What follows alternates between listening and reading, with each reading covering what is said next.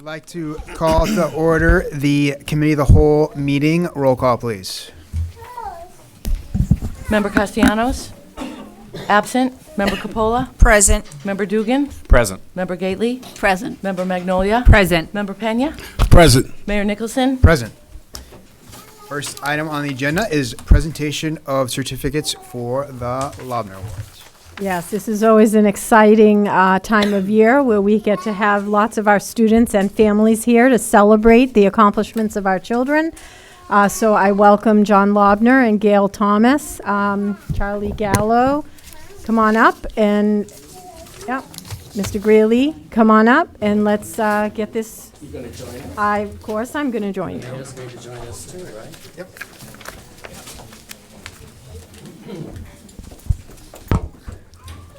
Good evening, everyone. My name is Charlie Gallo. I'm the outgoing president of the Lynn Business Education Foundation. And on behalf of the Lynn Business Education Foundation, I want to congratulate all the students in this room, their families, and their schools on receiving a Loebner Award tonight. How about a round of applause?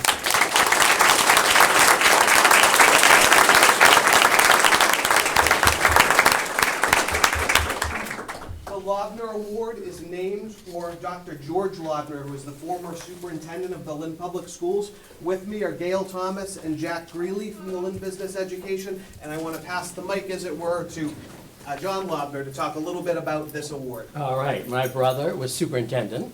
He taught for over 30 years in the Lynn School Department, and I've taught for 30 years in the school department. I'm retired now, and it's nice to be retired, but I had 30-plus beautiful years, and my brother loved language. He loved language. And this would be right up his alley, because we have some talented people in our school system, including the children. And this is a way to let them know how much they're appreciated. Now, I'm going to line you up differently. Either I come down that end, or you have to. The mayor. Here we go.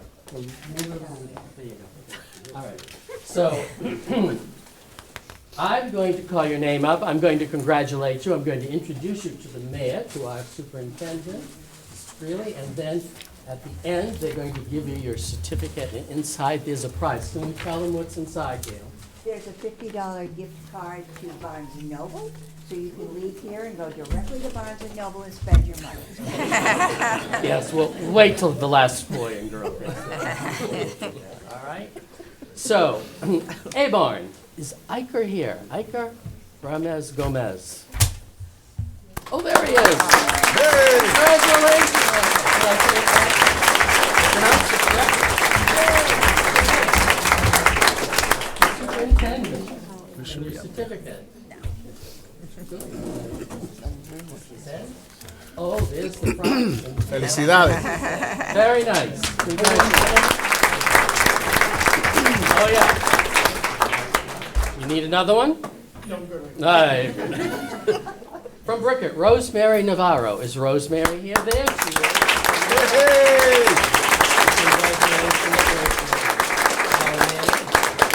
Superintendent, really? Business head? Yes, Mr. Gallo and Ms. Thomas. All right. Hold on. Everybody's going to do the same thing. Looking this way. Smile. Thank you. Congratulations. Glad you speak up. So who is the last one that just... Callahan? Brickett. Brickett. Callahan. Theodora Mangos.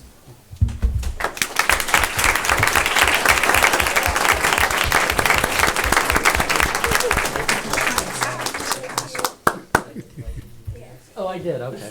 There you go.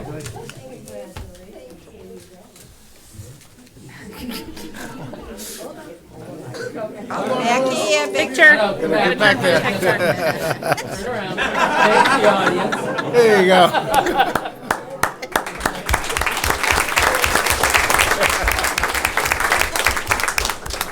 Now, Cobbett Elementary School, Bertini to Paz Mariquin. Did I get it correctly? Pretty close.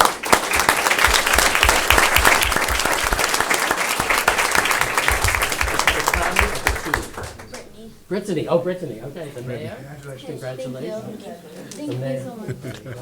Superintendent. Got the bulldog sneakers. Look at that. All right. Congratulations. There. Excellent, excellent, thank you.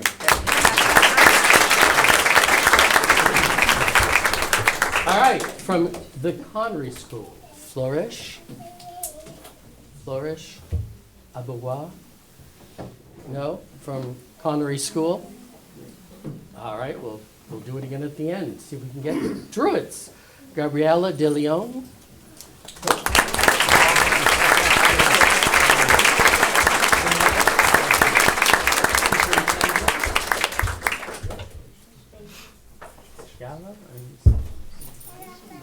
All right, oh, there you go.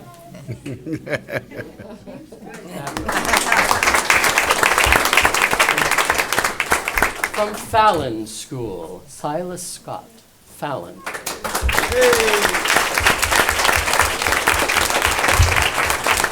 Almost tripped on the way out. Congratulations, sir. Mayor. Swag. Yes, sir. There you go. All right. Awesome. Yeah.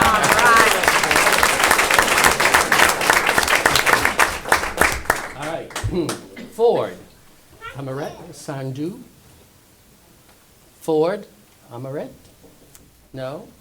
All right. Not here? All right. Harrington, Shamel Parcel Guerrero. Harrington.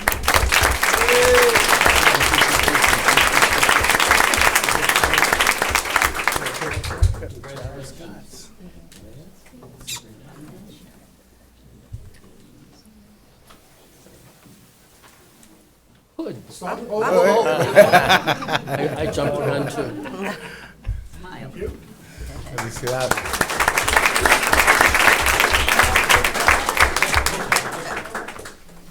Go back for your mother. No tenga miedo, no tenga miedo. She's nervous. All right. I think I left off that. Hood, is that right? Harrington. No. You're doing good. Hood, right. Ishmael Vasquez Espinal. Ismael. Smelly? No, from Hood. All right. Ingalls. Magali Gomez Lopez.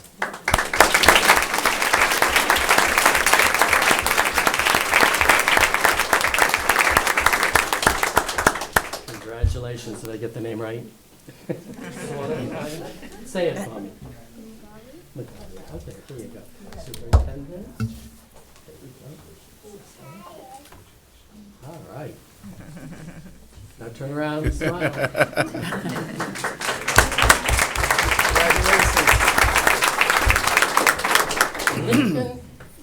Lincoln Thompson.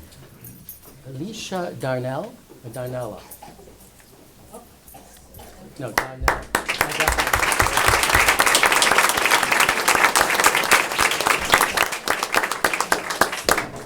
Work for it to get out of that. It's Darnall, right? Okay, congratulations. I did it wrong the last time. Congratulations. Mayor, Superintendent. There you go. No.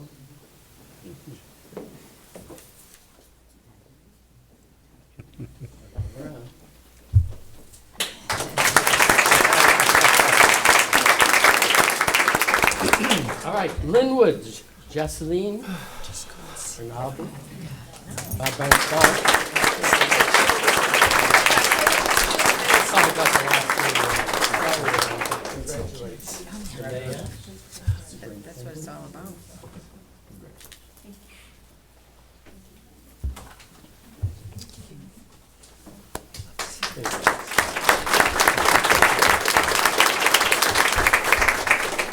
All right, from Sewell Anderson, Zoe Mezia.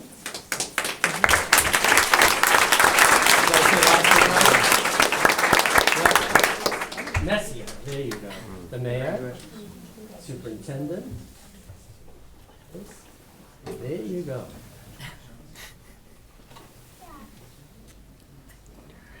Congratulations. Jack Nardone. Jack.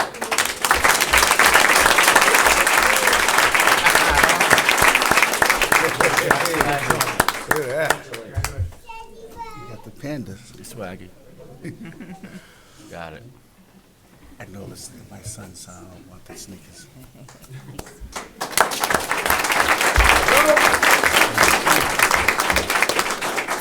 Right? Sisson, Abigail Rivera.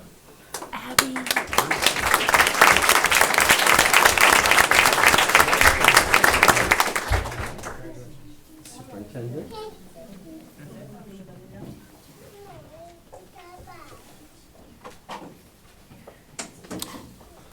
Turn, have your picture taken.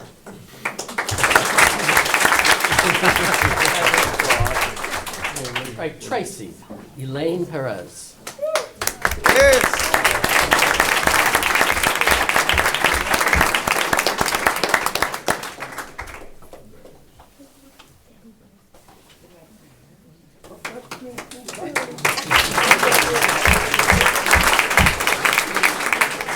All right, from Washington School, I think it's Lodi Arozo Gonzalez. Did I come close?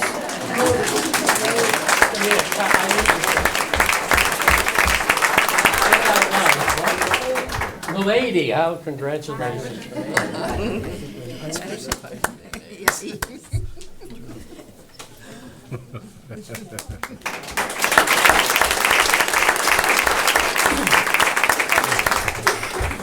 Now, there's one from Reed, but he may not be here because there's some kind of an art show. Oh, no, it's a girl. Adriana Ripley? Is she She's not able to come tonight. Couldn't, okay. Yeah. And this is from Marshall Laboni Shimo. Yeah, unable to attend. Sit. We have an all-city band and string performance at English. Well, there you go. And Pickering, Julia Bacher.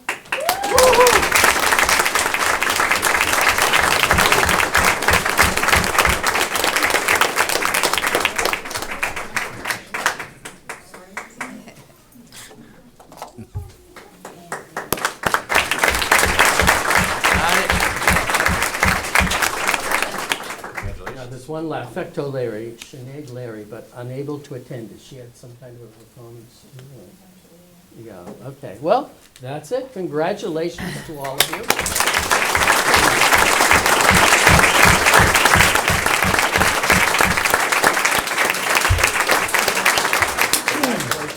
I'm going to take 1 minute to thank the school committee because, and I know Mrs.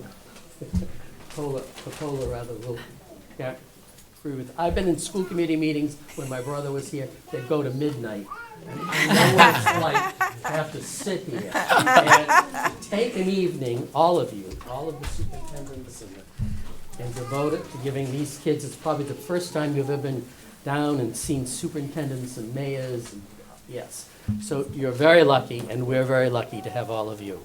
So. That's the end of my part of it. Congratulations. Congratulations, everyone.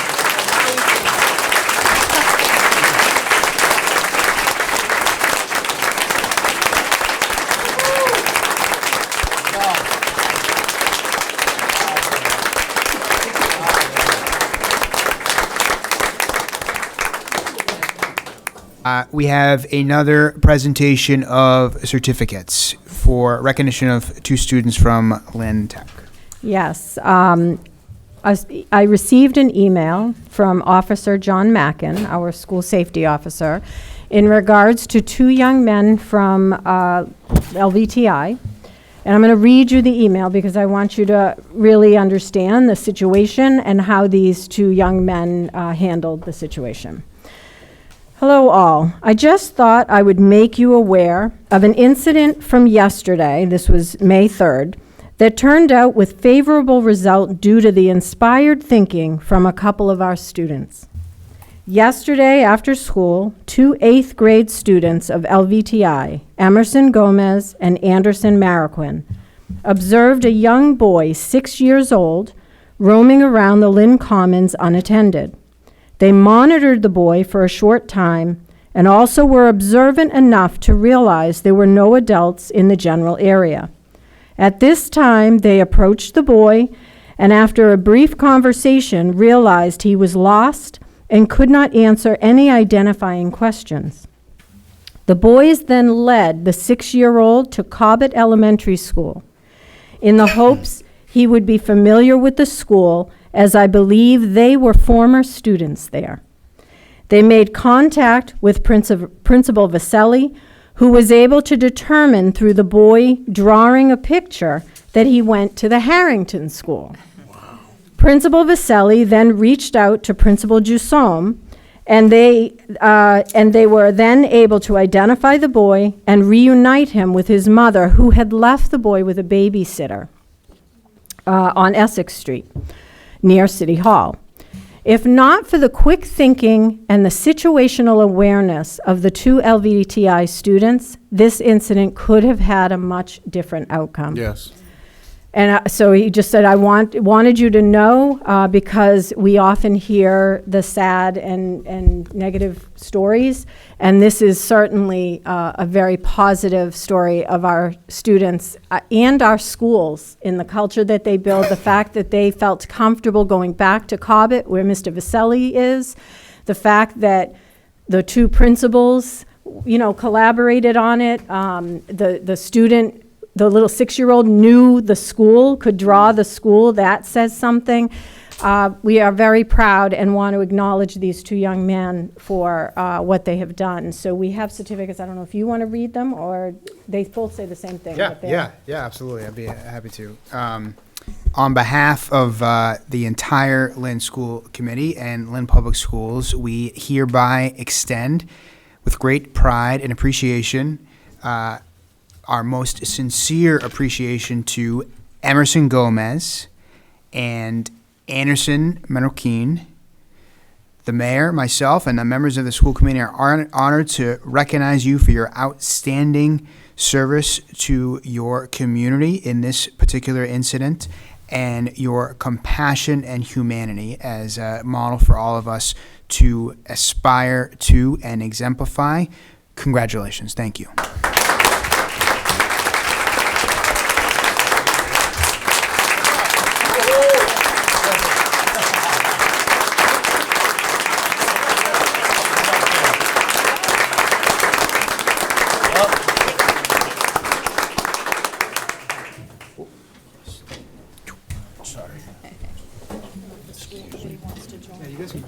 You want to? Yeah, sure. Absolutely. I do. Oh, sorry, I wasn't leaving. Go ahead. Yeah. Okay, we're all gonna stay right here, please. Over here. Anderson?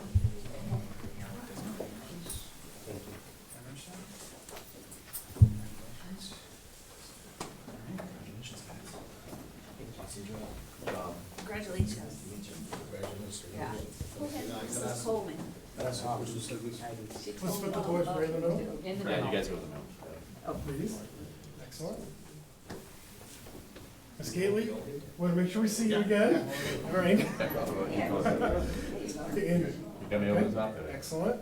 Looking this way, please. Big smiles. Yep, hold those up. Nice, thank you very much.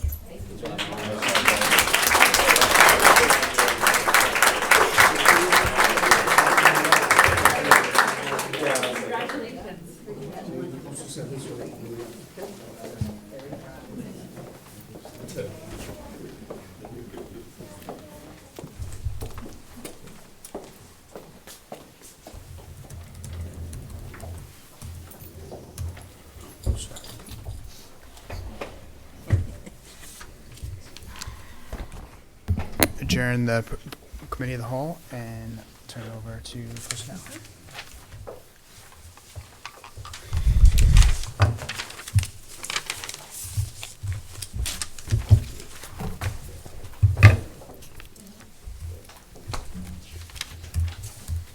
Okay, going to call Personnel Subcommittee meeting and a Committee of the Whole meeting.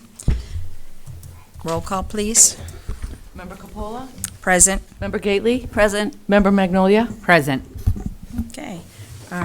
First things on the agenda are job description approvals. First job is a deputy compliance Officer. And I'm going to ask that Mr. Gallo come forward because he can speak in detail about the reason that this position is being recommended for the budget. And this is an opportunity for us to have you see what the job description would be and get that approved so that we can post it as soon as we're able to. So, I just wanted to say through the chair that our awardees don't need to stay for this if they don't want to hear fascinating personnel. Yes. One shot.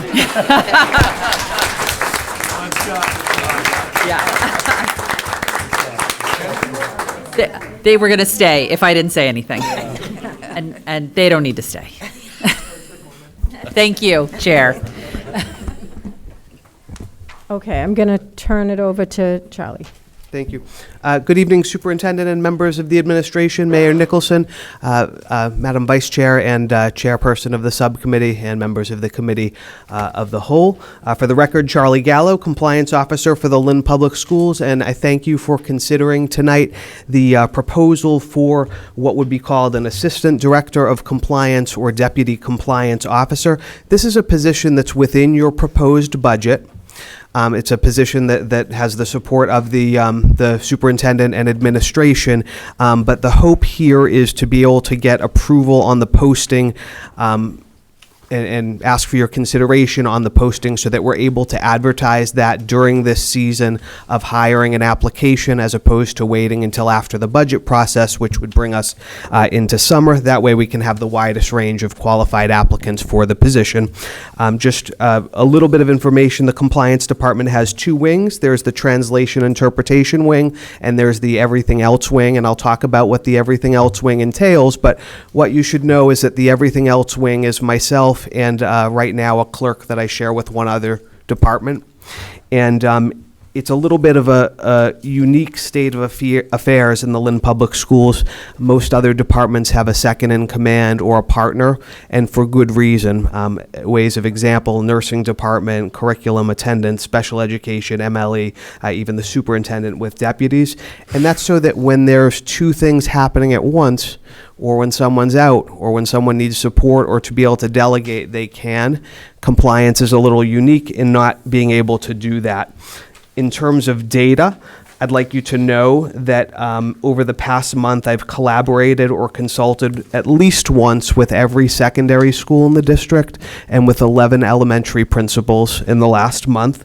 And almost every single administration department here, special education, MLE, attendance, nursing, transportation, welcome center, grants, and of course the superintendent and deputies. A lot of that collaboration is around discipline law and due process. There are important and time-sensitive things that are happening all the time, sometimes two things at once. I am the Title IX coordinator, and because of changes to the Title IX law in 2020, those processes are significantly more time-consuming, and they didn't live in compliance until 2020. They were previously lived in HR. I'm also the district's public records access officer, and you may have seen an article in the Globe a few months ago about how since COVID, and Lynn Public Schools is not unique in this, school districts and cities and towns are inundated with public records requests from anti-government types.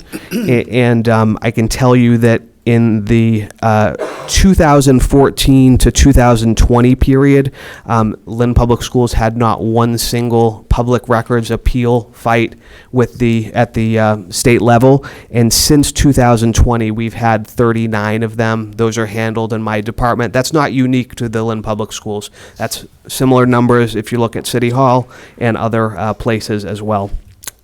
Those are the reasons that we're looking for additional support, and we're grateful for your consideration.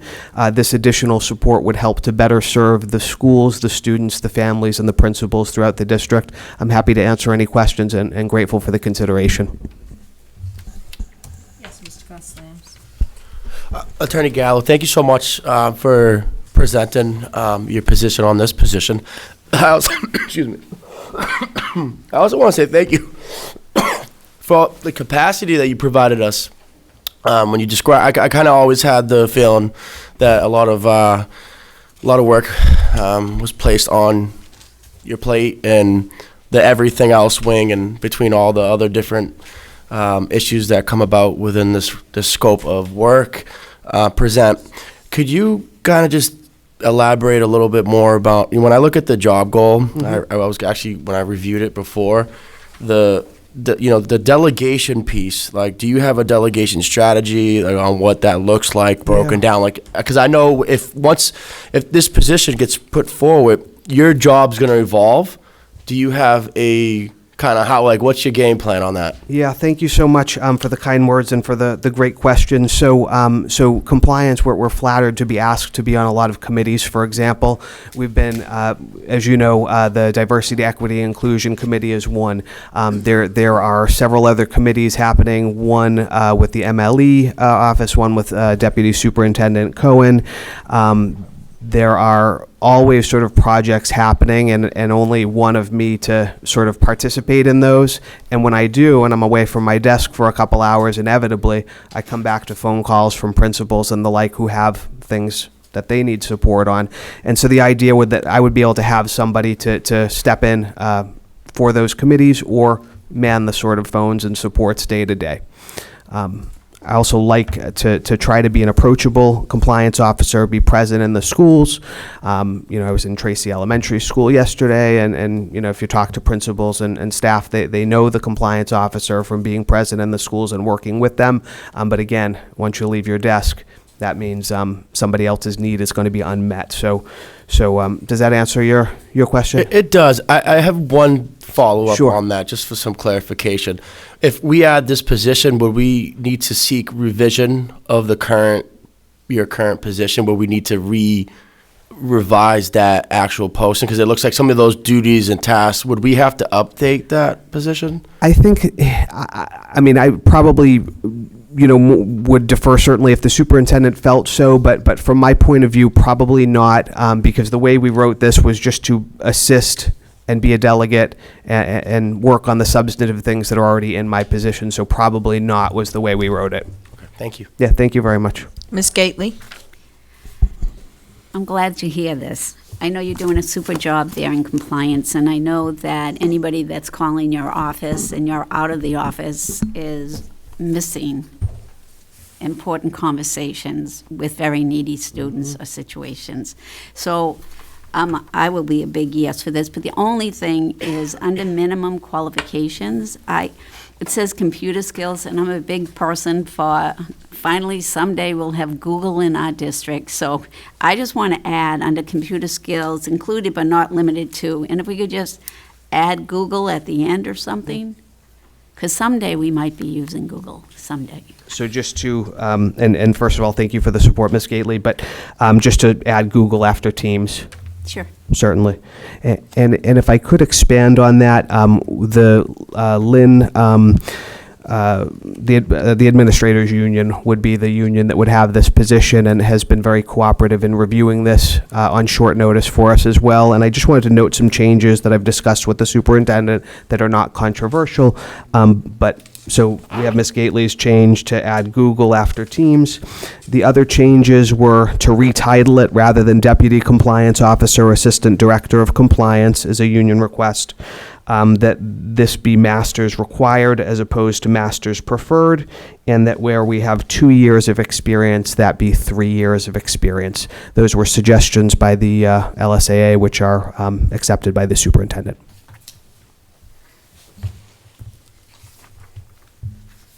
Any other questions? The things you just mentioned, Attorney Gallo, they've already been corrected in here? They were not. They were, the LSAA met today on them, but Secretary Jules has the copy of those, and we can certainly hand that to you. Yeah, if we could have that copy. Yep.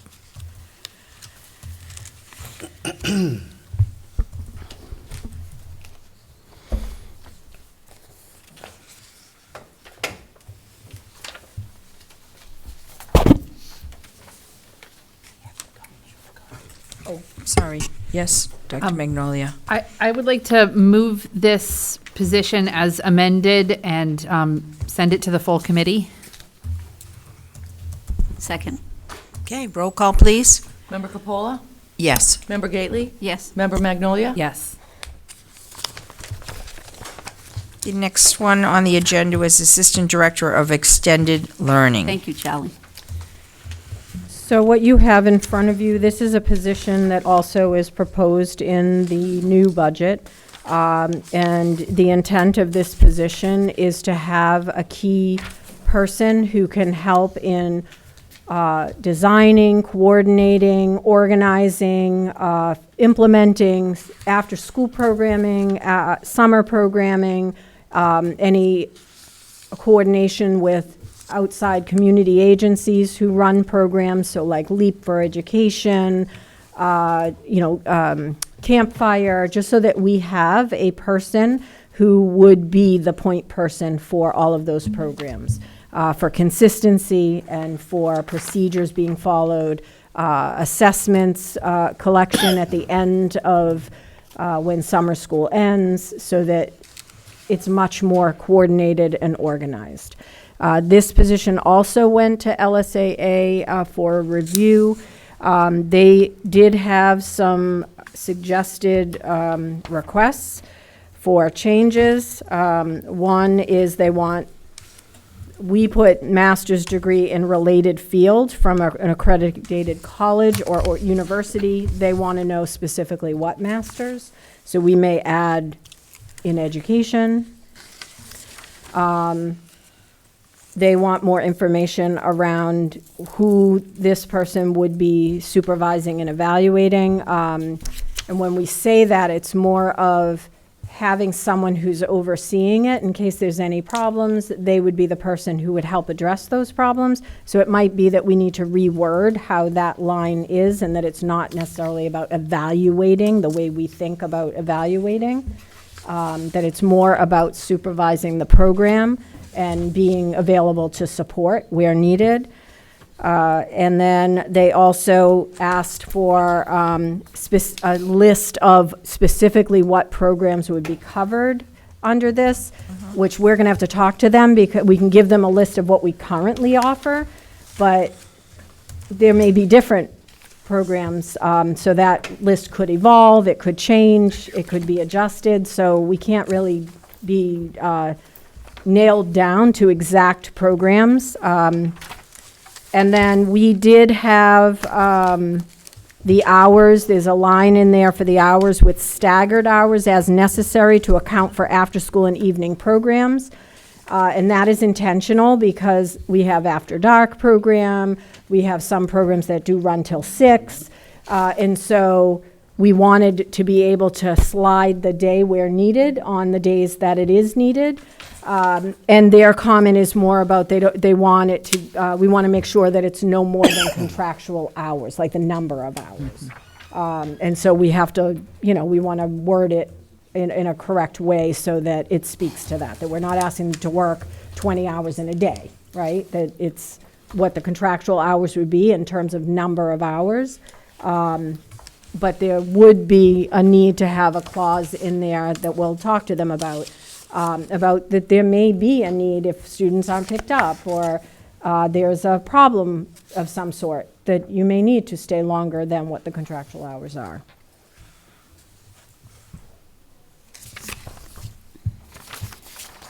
Are there any other questions? Yes, Dr. Magnolia. I have a super nitpicky question, which seems strange, but because I am new enough to the school committee, we have an old job posting too that we're looking at. This is a new one. We have another new one.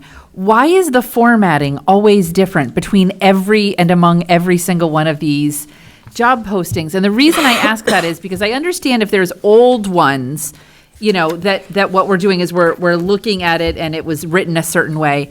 But it's very hard to compare apples to apples when just the formatting of the job posting is always different. Yeah. And maybe this is less a sort of question than it is a point, which is it would be super helpful as I compile all these job postings that whether we're reviewing an old one or we're bringing up a new one, that the formatting be consistent so that I can sort of see, oh, are these qualifications for everyone in this unit roughly the same? Are they this? No, I agree with you. The format we're trying to shift to is the one that the compliance officer is on. This was the one Yes. that the executive director of data and exactly. assessment was, and Yes. and special ed, when we Yes. talked about that.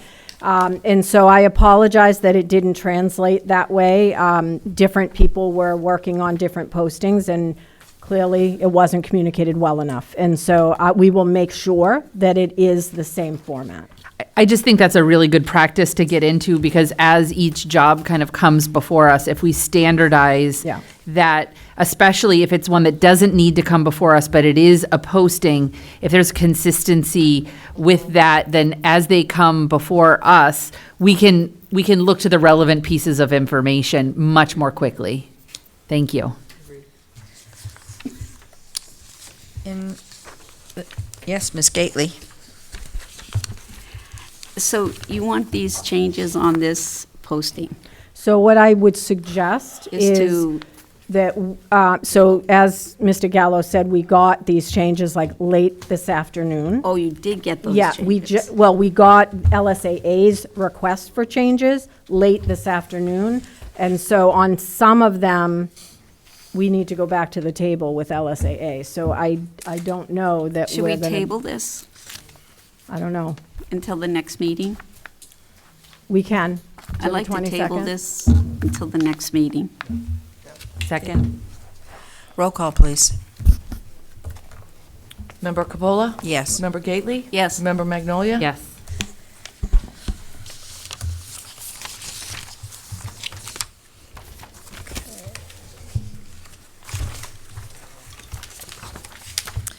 Next one is Assistant Director of Data. I think it has more than that in it, though. Assistant Director of Curriculum, Data, oh, that's old. Yeah, there's an old and a new one. No, you're right. It's Title is different. Assistant Director of Curriculum, Data Assessment, and Curriculum Integration. Okay, so just on our agenda is wrong. Okay. So this, if you recall, the presentation that Kim Powers did around the Executive Director of Data position, that in collaboration with Dr. Alvarez, there was a visual of the Executive Director with the three, I don't have a copy of it. Yeah, it says new and old. Okay, thank you. You all set? Okay. The visual showed on the slide the executive director and then the assistant director that we currently have, which is Josh Mower, and then two other positions.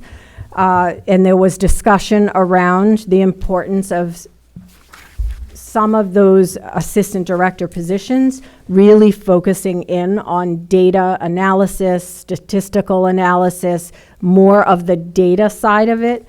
And so this position, and Dr. Alvarez also spoke about the Harvard Fellowship and potentially getting fellows to work in these positions, or our own people working in these positions and doing the fellowship. And so this job description, because we wanted a heavier focus on the data analysis and statistical work, we needed to make some adjustments to the qualifications. The responsibilities stayed pretty much the same, but the qualifications were adjusted. And so the original posting had 4 different qualifications. The 2 that we struck was a minimum of 5 years successful teaching and or administrative experience in an education setting, and number 4, which was familiarity with the DESE Edwin teaching and learning system, specifically data analysis and reporting tools and student assessment tools. And what we added was number 2, which is Massachusetts state educator license and experience in an educational setting, or a minimum of 4 years of work experience in related field with a doctor of philosophy. And then number 3 is knowledge and understanding of Massachusetts regulations and state accountability system. And then, you know, obviously candidates need to prove that they meet the qualifications. The reason for this change is because and Dr. Alvarez probably can speak to it much more eloquently than I can, but I'm going to give it a shot, is because when you're getting into this real, you know, digging into the data and the statistical analysis of data, you really need to have a different skill set. And so, Dr. Alvarez, do you want to speak more on that? Absolutely. So when we said related field and or doctor of philosophy, the applicant pool that typically is in this fellowship program is one that either has a master's in business administration, typically a master's in a social science field, and then does a PhD in something that follows that, but really circles around the statistical analysis of social sciences and education. So what we want is to be able to have really a statistician with that, that background and experience. And I think we discussed this a little bit at another meeting that we had, and Member Magnolia pointed out something to this effect. It's hard to find, so it's either going to be someone that is really focused, can have the education and meet the qualifications, or is coming from a different field with the PhD.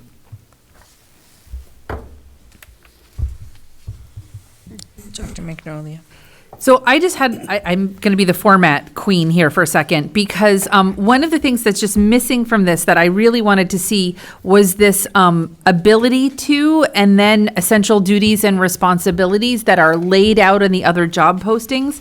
So, you know, I don't have any issue with the change from the old to the new, but it just felt so incomplete. I wanted to see some of that mapped out, because I think without understanding how this position is different from but dovetails with the director of this, I think it's hard to understand that three-pronged approach.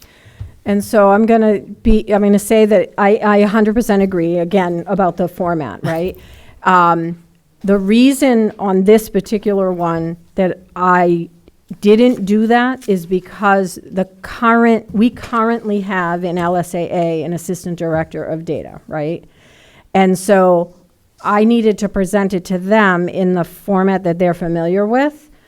And then once we get the changes, that, you know, an agreement on the changes, then we would put it on the format that we expect. But to your point, that section,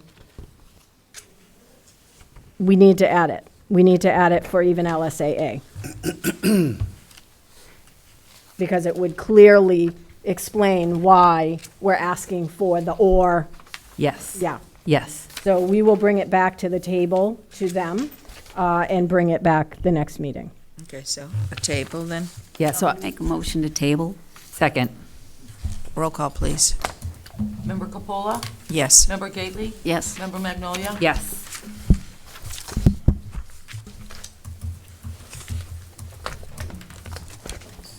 Move to- Motion to adjourn. Second. Roll call, Member- please. Member Capola? Yes. Member Gately? Yes. Member Magnolia? Yes.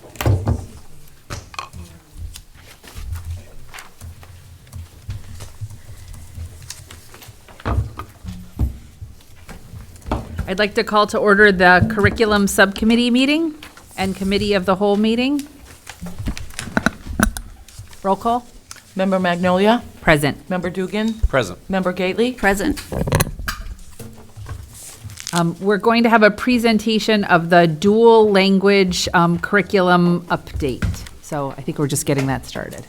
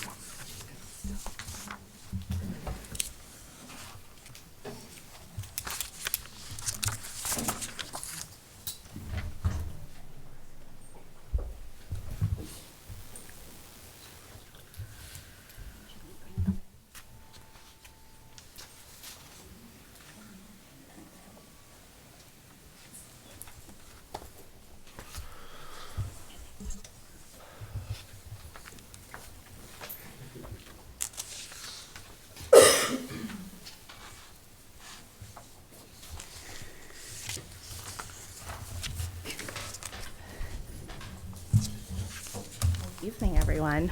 I think this is the third time I've had to follow up on our amazing LPS kids. It's a tough act to follow, but at least this time we had the personnel palate cleanser. That one's not as fun, no offense to personnel. So thank you so much for having me here tonight. I'm here to share with you some recommended additions to our approved dual language curriculum approach.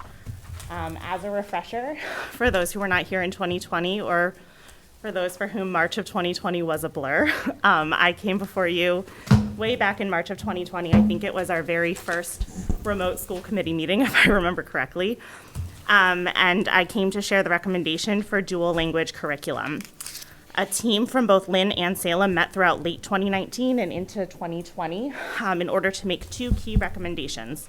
And I've included some screenshots from our initial presentation back in the day.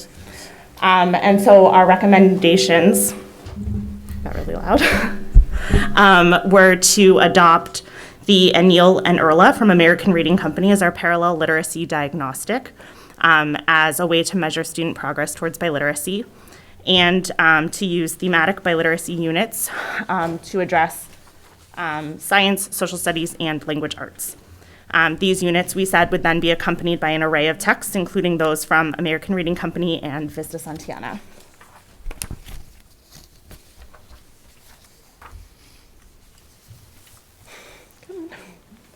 There we go. So after implementing our current approach, we do feel confident that our students are gaining content mastery and linguistic proficiency in both languages. However, we are recommending some additional resources, especially as we move into the upper elementary grades.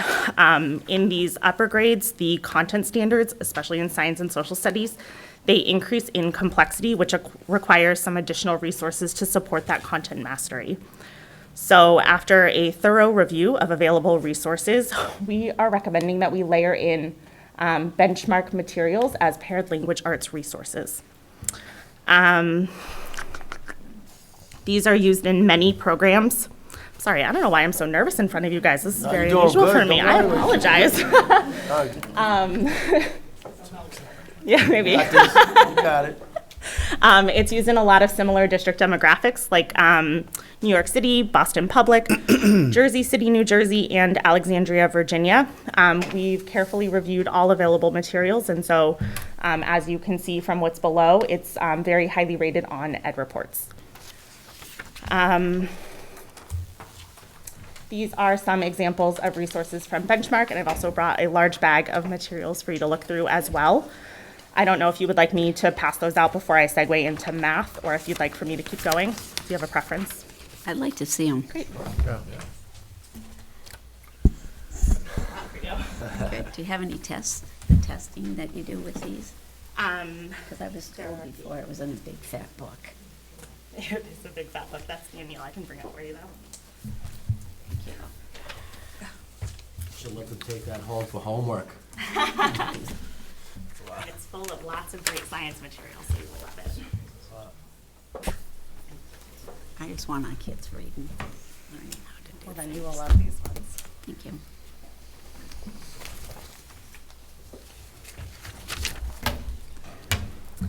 And so these include sample teacher guides for foundational literacy skills, as well as close reading student notebooks and small group texts.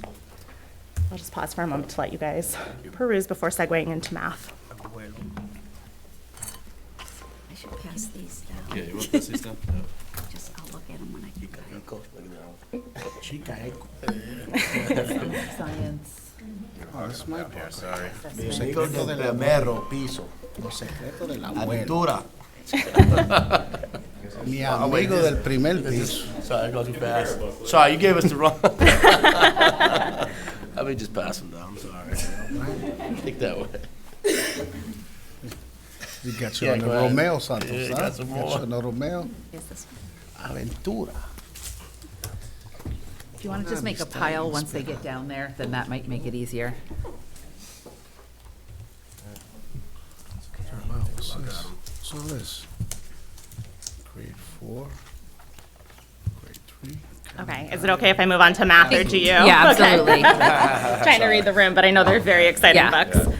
So in addition, as a refresher, our current approved math approach is to be using Eureka by Great Minds, which we've been opening since 2020. And just to note that the dual language program did not shift to use illustrative math this year because that program is not available fully translated into Spanish, and we need Spanish language materials. So we've been continuing to use Eureka Math. And the great news is that an updated version of Eureka Math was released just this year. And it has some really key improvements. The first is in the student materials. They have increased scaffolds for students, increased supports. They've made the pages a little more student-friendly. And they've also made an improvement to the usability for teachers. There's a lot more flexibility to reteach content not mastered. The teacher guides are much more clear for teachers. We've had our dual language teachers review the materials. We've also worked closely with our math department to ensure that this is the best approach. And so our recommendation, also as you can see, the Eureka Math Squared is actually more highly rated than its counterpart, Eureka Math. And so we're recommending to purchase the updated version for all dual language classrooms, just to ensure that we continue to have the highest quality materials in front of our students.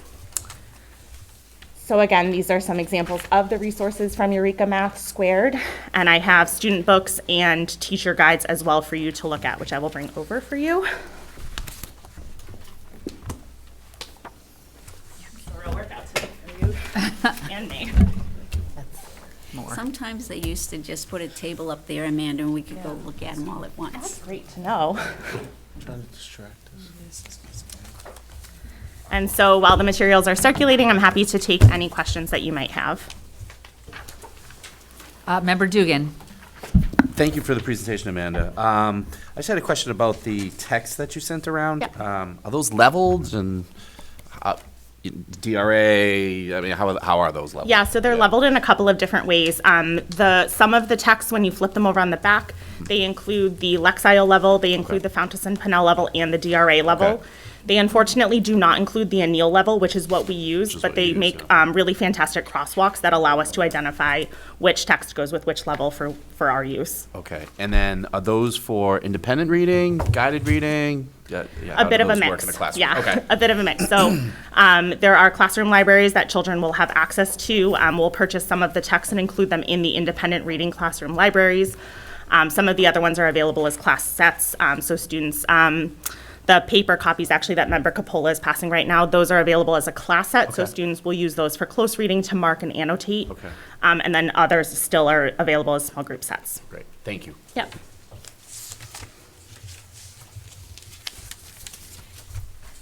Yes, Member Gately. Well, so far, I like the books. I'm glad we got to see them this time, because before it's just on paper, so I'm glad that this is a good change. I know, COVID really threw us for a whirl. I wasn't able to bring all the books last time we were here.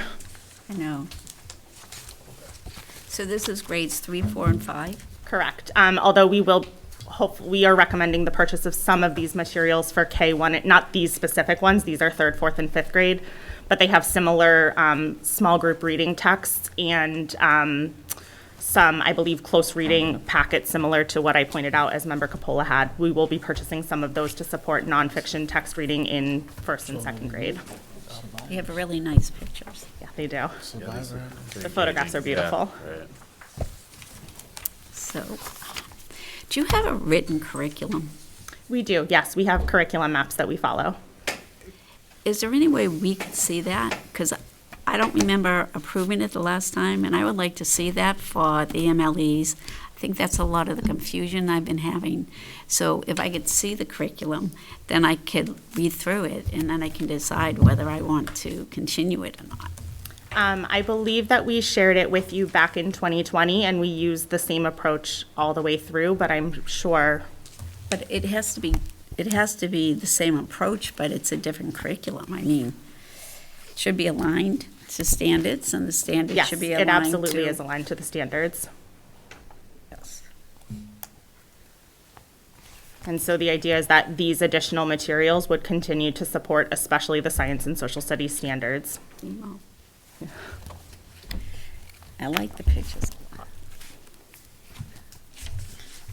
I would need someone to sit down and read it to me, though. Maybe next time. But we don't have time for that.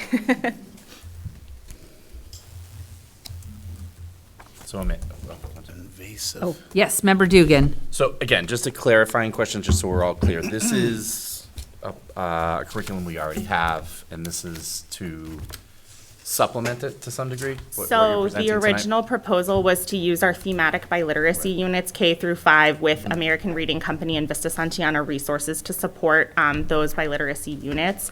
We'd like to layer in and add in benchmark materials as well to support those units. Thank you. Yeah.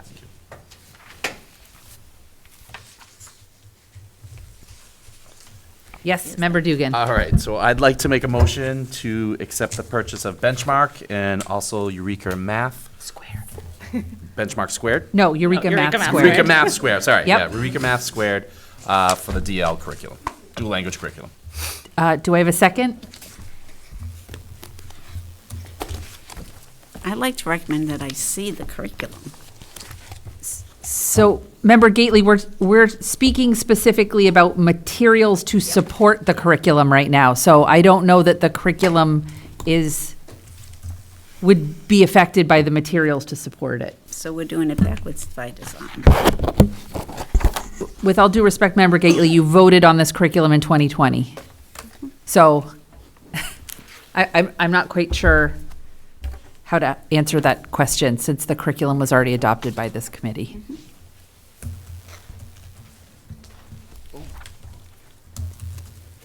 So I do not have a second. Yeah, I think I'd like to table, I'd like to get my stuff together here.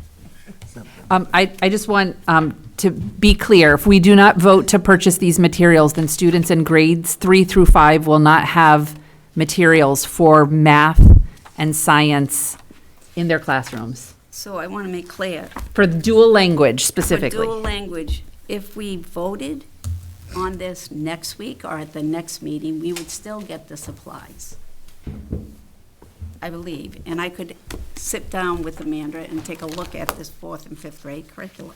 So we would have our old materials. However, our children, because I don't believe the next meeting is until the 22nd, I believe our funding would expire before purchasing. Usar una cinta médica.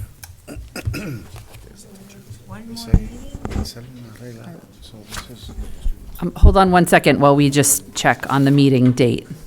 June 22nd. June 22nd. So It's a the public funding would hearing. expire prior to that. Okay, then I'll have to second. But I'd like to still see that, Amanda. Absolutely. Roll call, please. Did you get the motion? Do you need it reread? No, I think I have it. Okay, thank you. Roll call, please. Member Magnolia? Yes. Member Dugan? Yes. Member Gately? Yes. And that was also to be moved to the full I committee? was just about to say that, yes. Move to the Okay, committee. thank you. Thank you very much. Seeing Thank no you, other Amanda. agenda items, you, I would Amanda. entertain a motion to adjourn. Motion to adjourn. Second.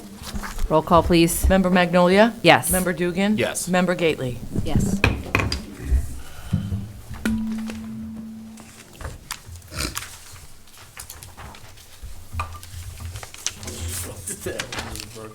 I think I get polished. Your Honor. All right, moving into open mic. The open mic session is designed to provide an opportunity for citizen students to express their views on matters of concern in the school committee. The sessions are not designed to encourage debate or lengthy exchange of views, but are to have the committee understand numerous points of view. The committee would appreciate speakers keeping their presentation to 3 minutes in order to accommodate as many people as time permits. The chair reserves the right to limit the number of speakers on the same topic to 3. All speakers must be at least 18 years of age or enrolled in high school in the public schools district and having discussed their views with a student government representative. The chair reserves the right to rule the speaker out of order if he or she feels that the speaker's comments are personal in nature. If a speaker's comments are directed at a school committee member or a member of school administration in attendance, that member, through the chair, may address the individual. The sessions will promptly commence 15 minutes prior to the start of the regular school committee meeting. Is there anyone? No? Anyone wishing to speak at open mic? Sorry. Yep, Sheila O'Neill, Lynn Teachers Union President, 200 Locust Street. I just asking a clarifying question because in my calendar I have school committee scheduled for June 8th. Has that been canceled? Yes. Yeah, do I answer that? I thought it Yes, was June. I believe it was a meeting, Sheila, you were not here. It was voted by the committee to move it due to Dr. Alvarez was not here for the final budget approval. So they moved it to the 22nd. 22nd. So there's no meeting at all on June 8th? No. Okay, there's only one meeting in June? There's two scheduled. The 20 What's the other one? The 29th. So the 22nd and the 29th. All right, thank you. Thank you. Thank you. Anyone else wishing to speak at open mic? Anyone for open mic? Last call for open mic. We will close the open mic. And I will call to order the 10th regular meeting of the school committee. Roll call, please. Member Castellanos? Present. Member Capola? Present. Member Dugan? Present. Member Gately? Present. Member Magnolia? Present. Member Pena? Present. Mayor Nicholson? Present. All please rise for a salute to the flag. To the flag of the United States of America and to the republic for which it stands, one nation, under God, indivisible, with liberty and justice for all. You.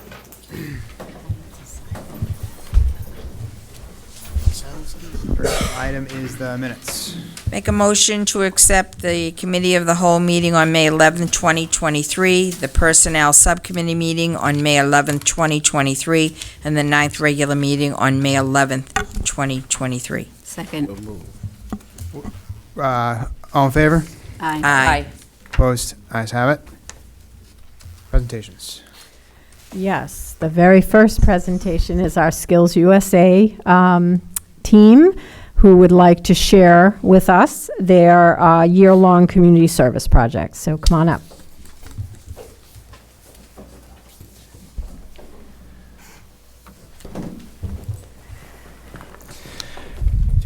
Good evening. My name is Anthony Gonzalez, and I am a junior in the radio and television broadcasting program at Lynn Tech. I'm also Lynn Tech Skills USA chapter president, and I'm here to talk to you all about the Skills USA National Conference and my experience when I attended it last year. The National Conference is the last step in our chapter's journey every year. It's what we work so hard for from the first day of school to the very last. Last year was my very first nationals, and I have to say it was an unforgettable experience. It felt really nice to see and to feel all of our hard work finally pay off after a whole year. Although it is pretty terrifying knowing that you're going against some of the best people in the whole country, the entire experience in itself makes up for it. I will always be grateful for the opportunity, and I will always be even more grateful for being able to attend a technical school where I was able to find Skills USA.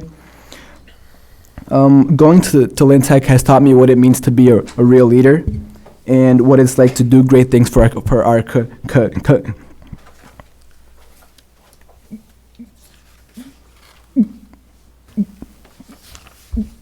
community. I also found that community service was a passion of mine, and I don't think I would have ever found that out if it weren't for Skills USA and my advisors. I want to finish off by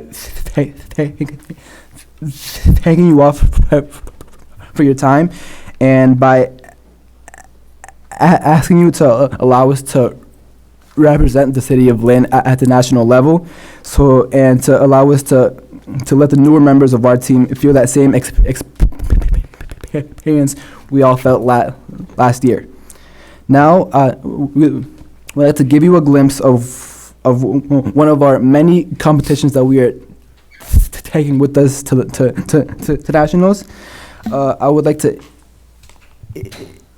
introduce to you our community service team. Thank you. Thank you. Thank you. Thank you.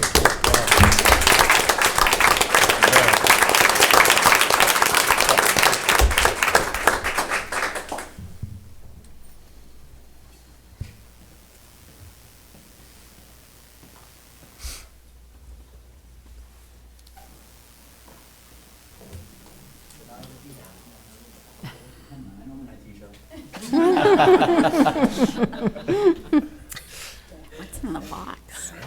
Curious. Can we open them? I don't know.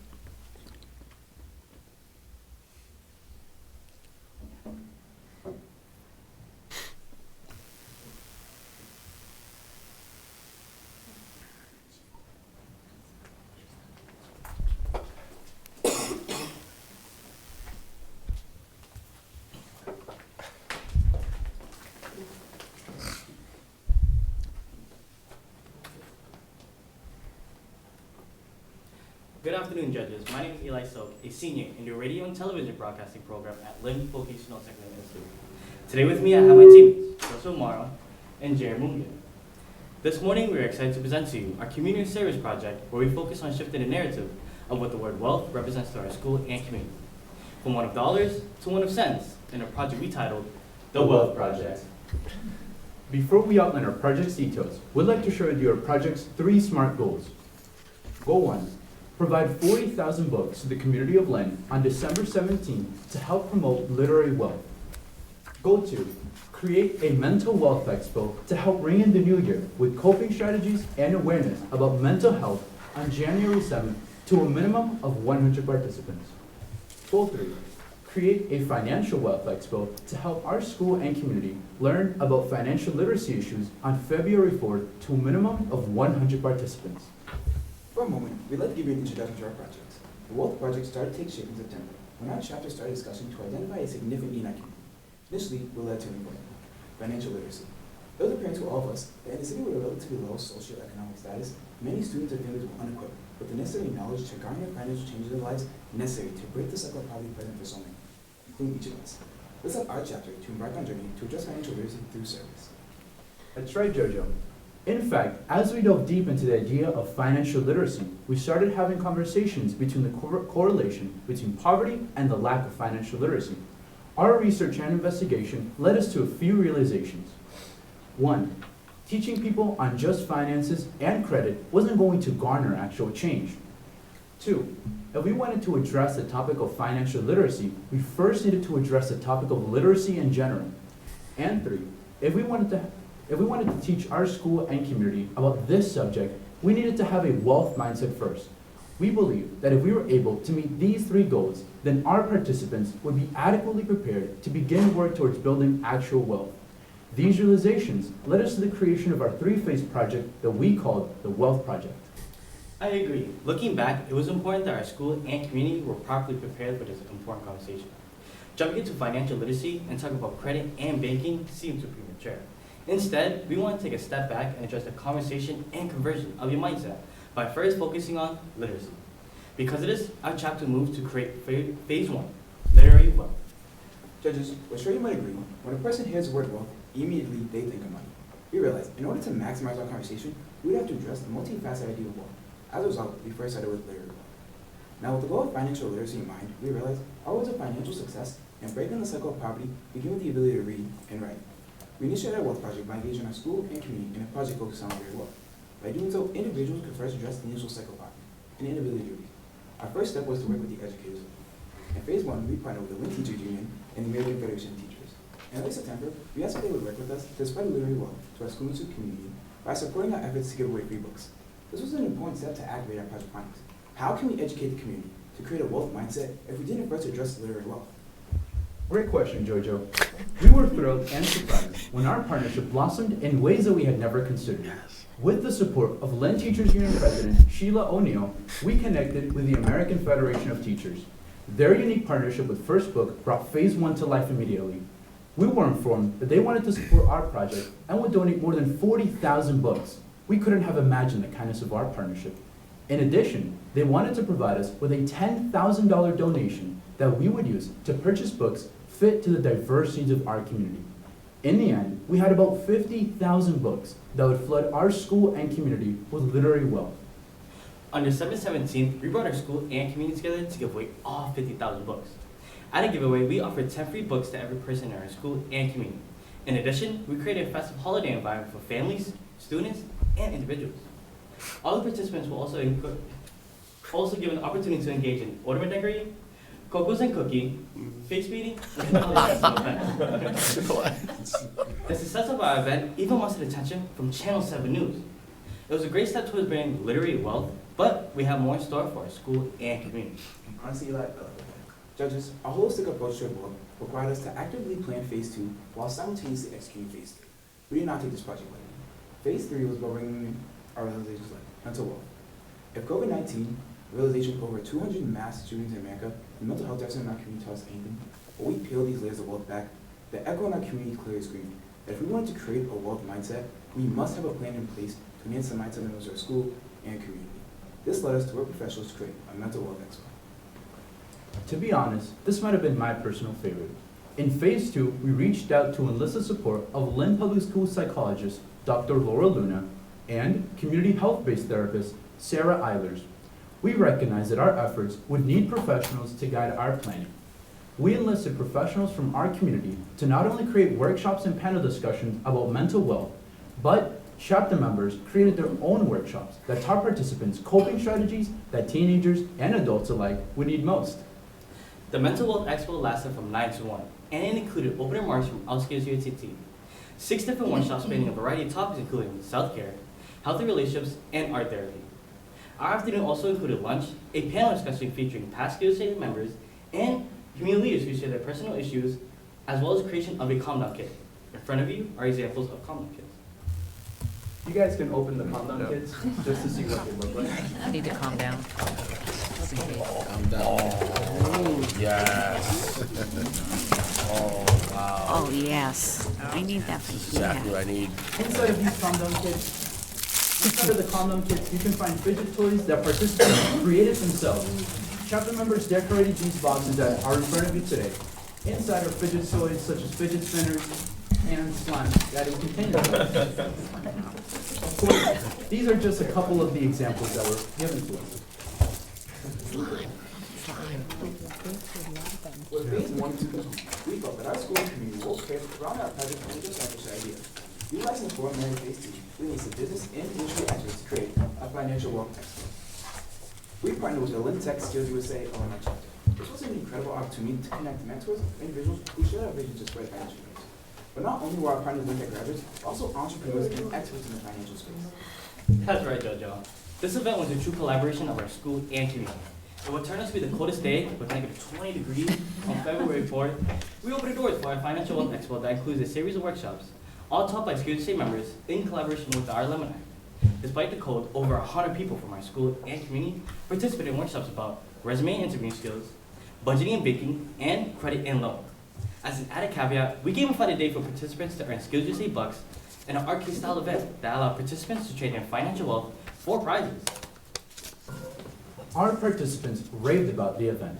It appeared that not only did everybody have an incredible afternoon, but as a final installment of our wealth project, we believe that everybody left a better person.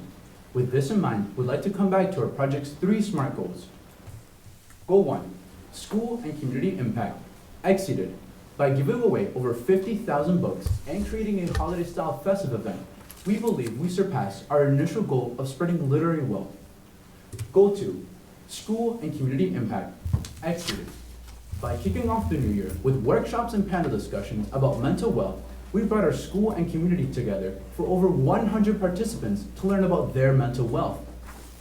Goal 3, school and community impact, exceeded by creating our initial 2 phases. We created a financial wealth expo that brought our school and community together to learn about financial literacy issues. These lessons might change the cycle of poverty in ways that we can yet measure. Throughout each phase of our process, we kept our initial goal in mind. We wanted to promote wealth to our community. In short, to promote wealth, we partnered with so many professionals and contributors. As a result, we believe that our community service project truly met the needs of our community, not something both meaningful and potentially life-changing. Because we truly embodied the idea of wealth. We thought about our school and community. We worked hard to bring these 2 groups together in a meaningful way, and we changed the perception of wealth. 1 book, 1 coping strategy, and 1 credit score at a time. Thank you.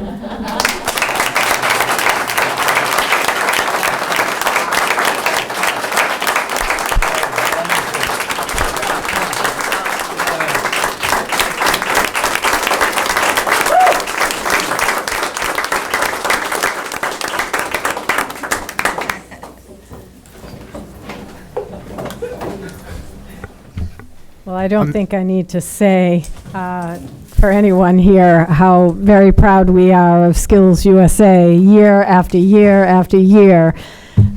You all come with an amazing presentation, amazing years worth of work, and we are incredibly proud of you. Thank you. Thank you. Thank you, Mr. McCush, as well. Yes. Thank you. Yes. Congratulations, that was incredible. Thank you so much for all your work on that. Thank you. Thank you. Yep. Yep.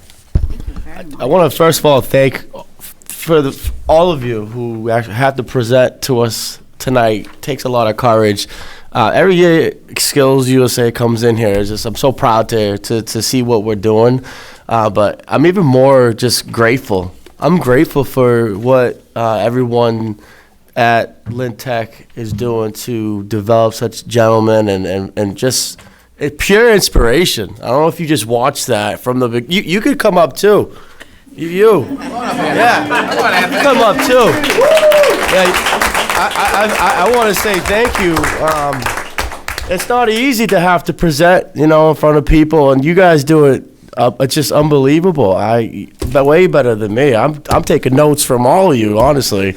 I want to just ask some feedback. Like, what did you guys love about this process? I'd like to hear your why. Like, what did you love about it? I think what I loved the most about it was that we were able to impact our city in a way that was, I guess, different from the regular. I guess we see all these service events, and we try our best to really educate the community, or not even educate, but just do our best, or what we can. And our goal with our project was to make sure that our community had the ability and the skills to make sure that they were able to prosper, not just now, but in the future as well. Teaching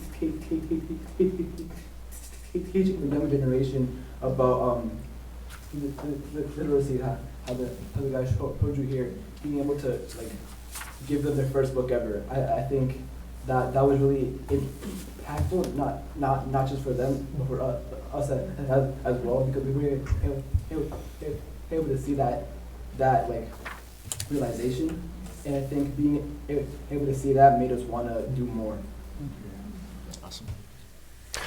I also want to highlight Mr. McCush. Mr. McCush, could you come up here? I hate to take. Can we, please? Can you come up here? Can we give you a? I just want to.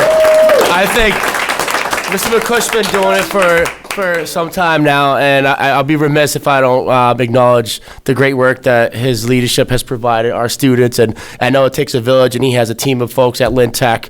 And Mr. Gallo, I want to thank you and everything that you guys have done with Skills USA every year. The projects are very powerful and impactful. When I look at financial literacy and mental wealth, it's powerful. That's game changing. I saw this project when it was being developed, and when I first heard that, it really hit me to my core, because sometimes, when certain projects come into our world, right, we have to vet them and see what they're all about. For me, financial literacy, and that hits me home as a first-generation low-income kid. I didn't hear about financial literacy up until I was 25, getting ready to buy a house, and I was traumatized. When we talk about credit, capacity, capital, I didn't have I look back and I wish that I had that information, but you guys doing this is creating generational impact. When you talk about generational wealth, because there's so much stress that leads into, because that's caused by financial factors, and I think providing tools and knowledge and insight will provide a healthier quality of life for many people, and that's everybody. And this is a wonderful project that I just can't enough. I honestly, I'm at a loss for words, because I was emotional when I heard all you guys just doing your thing. I got a little nervous myself. I don't want to talk after them, but I really am so grateful, seriously, and for every one of you. That's why I do. I love this. This fuels me. This keeps me in the mix every day. You guys bring it every day, man. I see it, like, how you dressed, like, talk about just inspiration. And I'll stop talking now. I appreciate you. Member Haley, then Member Pena. Well, this week I had the honor to go to the Civics Project over at City Hall, and there was a group from Tech. So you are hitting a home run because they made a presentation, and Mr. Castellanos and I were at the same one, Financial Literacy Project. Remember that? And it was like, I was so impressed by what they presented. And now seeing your presentation, you imparted so much knowledge to those 10th graders. And now they're trying to actually get a course on financial literacy in our schools because it's so needed, as Mr. Castellanos said. So this touched my heart. I love these. I love the gifts. I love you guys, and you did an excellent job. Thank you, and thank you, Mr. That's all. Member Pena. Well, first of all, I want to say thank you for the presentation, and I admire you guys. It takes a lot of courage to come up here and give a presentation in front of a bunch of people here, the mayor and the superintendent. And I just want to say this is a game changer, like Brian said. And I got to attend the civics actions, over at City Hall. And I saw the presentation, and hearing this is like, wow, you guys really you hit the mark, and it's a real game changer. Like Brian, I'm not a first gen, I'm a fifth and sixth gen, low level income. So my great grandmother's poor. So this is really, really good information, and it took a long time for me to even understand it. I think I was 35 when I first started learning about credit and stuff, and this is a real game changer, and it's impactful, and I just love it, man. And I also want to say, I know a lot of you. I see you guys in the community, and you not only carry yourself, in front of us, but I see you guys out in the community, and you carry yourself well. And I'm very, very proud of you guys, man. And I appreciate what you guys represent, man. I love you guys, man. Thank you. And it's just an honor to see young men stand up and do something positive, and it's I love seeing that. Thank you so much. Thank you. Thank you. Thank you. Member Cabral. Now, I know we're approving a field trip for you. Are you doing this presentation on your field trip? You sold us. How many are going on that trip, Mr. McCush? 14. 14, okay. Okay, wonderful. So these are just one team. We have Mhm. several teams that are competing in different areas and different competitions. Great. We wish you that are luck. As well polished as these guys. Yeah. Would there be an appetite to amend the agenda to move that request to Yeah, up? so moved. Okay, second. All in favor? Aye. Ayes have it. What's the recommendation of the Oh, superintendent? my goodness, I so approve and recommend. They represent very well, and they deserve to go on this trip. I make a motion that Skills USA be allowed to go to the National Skills USA Competition and Conference, Atlanta, Georgia, June 19th to the 23rd, 2023. Second. Second. Mr. McCush, was there anything you wanted to say about the field trip? Just thanking everybody here for helping make it happen. Many hands make heavy work possible. These guys, they work all year round. I mean, we really do. I mean, the number of hours we put together, we can't even calculate. And so for everyone to come together and help make this trip possible, for them to go and represent Lynn, it can't be more proud. So thank you. Great. Well, I was at that, I will call the roll in a minute, but I was at that event that you guys did in December, and, grateful as well to the support of the AFT, and just to, really in awe of all the work that you guys do and the way you share it. It is a really proud team that we have here in the city, and I'm so grateful that you guys are doing that work. Thank you. Thank you. Roll call, please.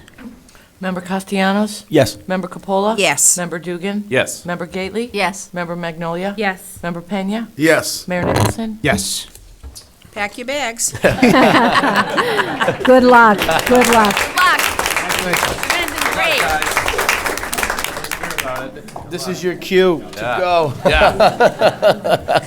Enjoy Atlanta. Yeah, see you. Next item is the early childhood update. Mayor Nicholson, gonna just run to the bathroom. Yeah, we'll do a quick recess. Yep. And so who better than our early childhood assistant director, Jackie Gallo, to share an update on the 2 grants that she oversees, as well as some expansions that we are doing going forward. Jackie? Great, thank you. And thank you for giving me the opportunity again to give an early childhood update. It's my favorite thing to talk about. So I have a brief presentation involving early childhood programming, starting with our grant-funded programs, the Coordinated Family and Community Engagement, the Parent Child Plus, and the Commonwealth Preschool Partnership Initiative. Then there's an update on the YMCA space and the Lynn Public School programming. A lot of the changes in this presentation are pending upon budget approvals, just to let you know.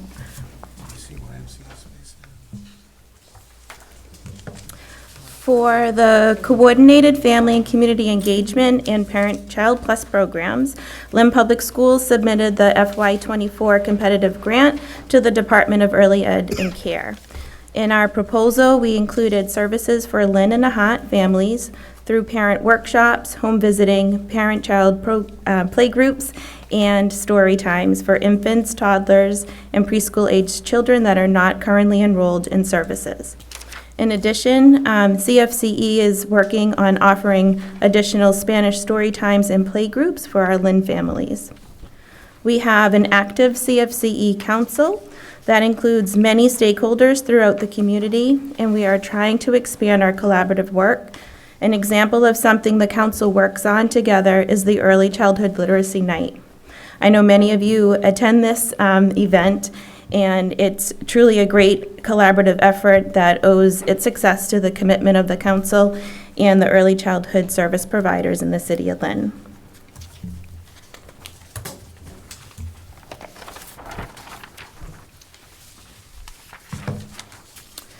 For the Commonwealth Preschool Partnership Initiative, we are in process of hiring a full-time inclusion teacher to provide services for children on IEPs who are attending the community-based preschools. We are trying to recruit an itinerant team to provide speech and language and occupational therapy to children enrolled in these programs who require the services. Our plans are to increase the number of slots at the Gregg House, Leo Head Start, and potentially other sites pending funding for FY24. Another interesting update is the shared professional development that is currently running after school. It's called the Foundations of Inclusive Practices for Early Childhood Settings. The special education teachers, Michelle Avery and Beth Pinto, teach the class. The participants are a mix of teachers, administrators, and clinicians from Lynn Public Schools, Leo Head Start, and the Gregg House. To help our planning for the next fiscal year, we are sending out a family survey to families of children under the age of 5, again, to gather information on family needs regarding early childhood.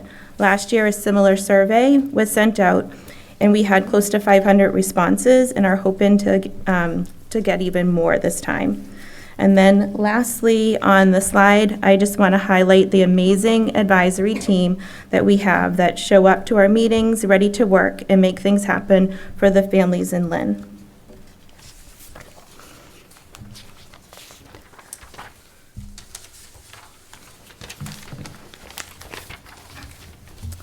This is some very exciting news. Starting July 1st, CFCE, the Parent-Child Plus program, and the Commonwealth Preschool Partnership Initiative will be sharing space at the Lynn YMCA.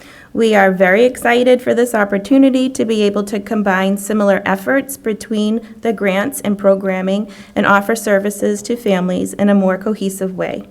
We plan to use the space for offices, family workshops, professional development for early childhood educators, and an early childhood information hub for families.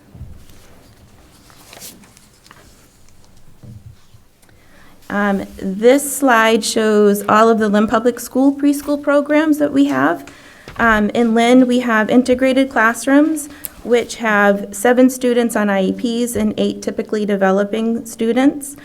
We have the sub-separate developmentally delayed classrooms, coach preschool classrooms for students with autism, pre-K teams for students who are medically fragile, and dual language at the Harrington School.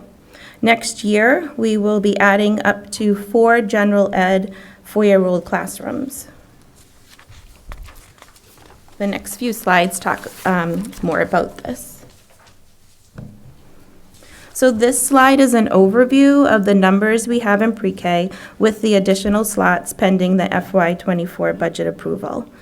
Overall, preschool seats for the next year is 584 for September opening. 115 seats will be added in September with plans for further expansion in January. 36 seats for special education for 3 and 4-year-olds, 36 seats for typically developing 4-year-olds, and 43 seats for the Commonwealth Preschool Partnership Initiative. So for the lottery, we have 152 half-day seats, 18 full-day dual language seats for the Harrington District children, 36 full-day starting in September for our typically developing 4-year-olds, and 60 seats for the Commonwealth Preschool Partnership Initiative that will be full day and an option for extended day for families that are working.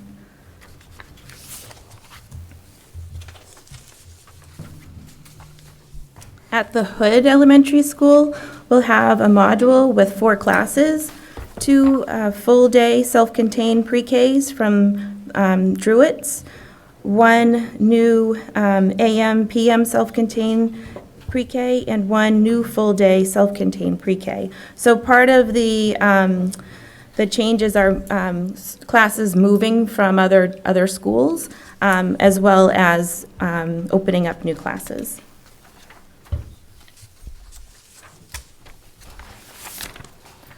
At Cobbett Elementary, plans are in place to build up to 7 classroom spaces.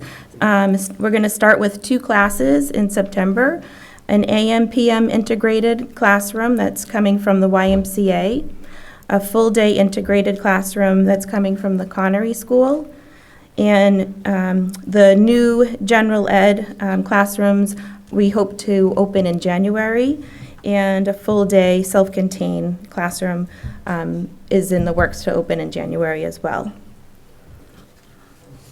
The additional spaces, I'm not quite sure what will go there yet.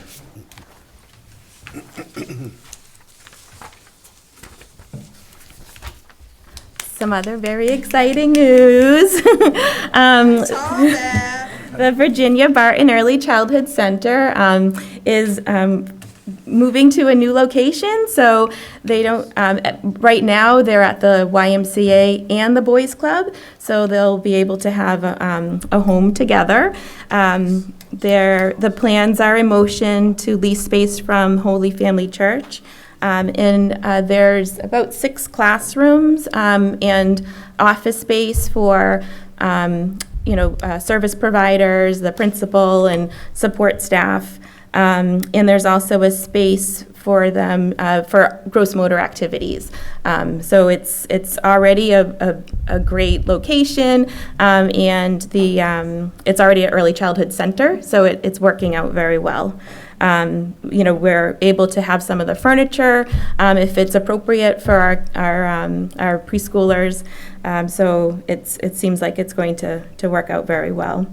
So in this space, the plans are to open the 2 new general ed 4-year-old programs that are full day, an AM/PM self-contained from the YMCA, full day self-contained from the YMCA, and a full day self-contained from the Boys and Girls Club, and also another AM/PM integrated from the Boys and Girls Club. So we're moving the classrooms from the Y and the Boys and Girls Club mostly to the Virginia Barton. And I promise to clean my office, so it'll be nice and clean for you. And then this is actually the final slide for Druitt's and Connery. There are two new developmentally delayed K-2 classrooms, one going to Druitt's and one at Connery. So they moved pre-K out, and in the place they're getting a different classroom. And thank you. And questions? Thank you, Jackie, for the presentation. I just think it's such a wonderful step forward for us to really expand the early childhood programs in Lynn. We all know the importance of, getting at kids at an early age, so I really think this is a really important step for us. Just a quick question. You mentioned Michelle Avery and Beth Pinto. Great choices, by the way. Yes. Wonderful, wonderful ladies. But they're going to be doing some professional development. Could you expand a little bit on that? Sure. So we're actually taking the class right now. It's a professional development that was put out by the Department of Elementary and Secondary Ed. And Michelle and Beth have taught the program, the professional development before. And we met and talked about how we could make this PD more appropriate for early childhood.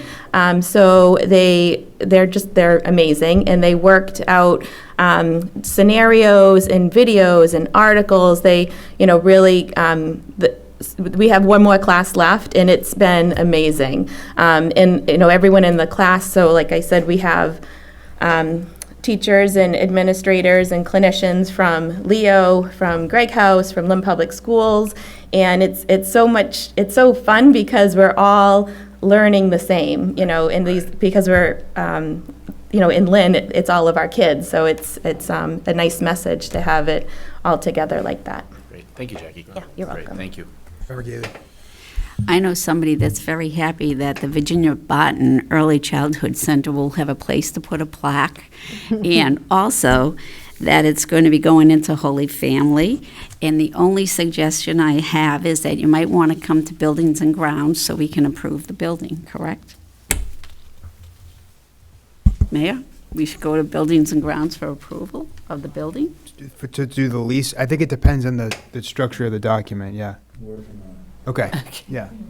Because if So it's that's the only thing I was saying. if I'm it's a glad, license, happy. Don't forget to do that. yeah, if it's a license, then it may be procedurally different, but there'll be some school committee approval, whatever. Yeah, okay.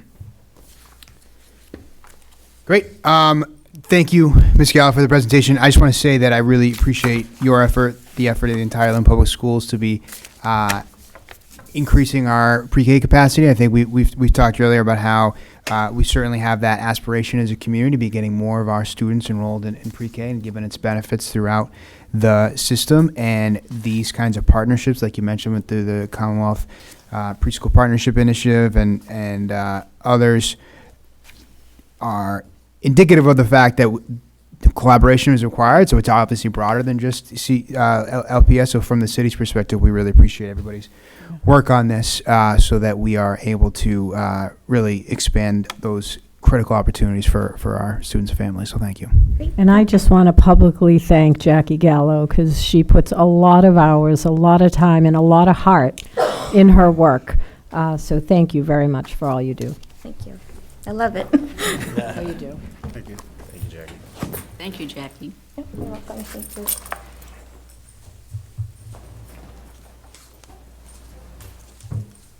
Okay, we have the next presentation, which is part 2 of the survey data presentation.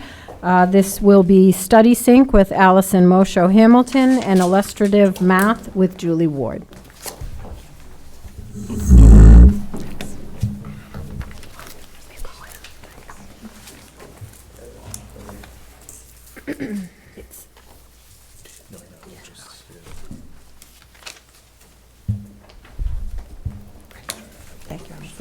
Thank you. Good evening. Thank you for taking the time to hear an update about the K through 8 illustrative mathematics rollout. My name is Julie Ward, one of the Assistant Directors of Curriculum and Instruction for Math.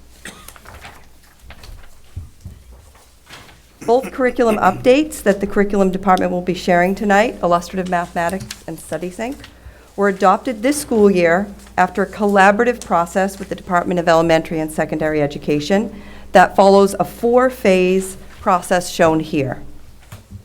The phases are learn and prepare, investigate, and select, launch, and implement and monitor. Both curricular adoptions are anchored in a multi-tiered system of support, modeled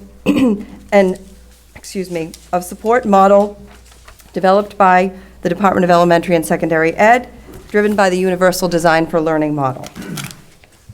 All new curriculum requires stakeholders, learning, perseverance, and deep curricular understanding. Typical curriculum rollouts follow the pattern shown here. Despite some bumps in the road, we anticipate successful implementation and positive student outcomes. I'm now going to update you on the illustrative mathematics rollout. First, I'll provide you with the background and timeline. Then I will share our progress monitoring and feedback structures and share survey data. Finally, I will share responses and next steps. The 3 pillars that lead to equitable access and outcomes for students are ready access, high quality, and standards aligned. These pillars guided our curriculum adoption leadership team. As I mentioned, the illustrative mathematics curriculum adopted followed the DESE 4-phase process. The illustrative mathematics curriculum adoption was initiated in November 2021 in the learn and prepare phase. From January to June of 2022, the math curriculum leadership team spent time learning together, investigating curricula, and selected illustrative mathematics. We launched our curriculum, illustrative mathematics, this last summer through a series of school-based retreats, K through 8, that were held June through August 2022. Over the last school year, we've been implementing and monitoring the curriculum implementation. It's important to examine our K-8 district mathematics MCAS data over the last 2 years. Most of our students are partially meeting or not meeting expectation. This graph and other data sources guided our work.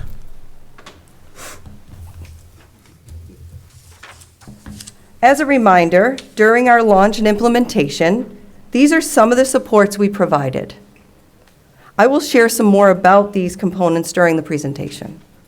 I'll give you a moment to review these supports.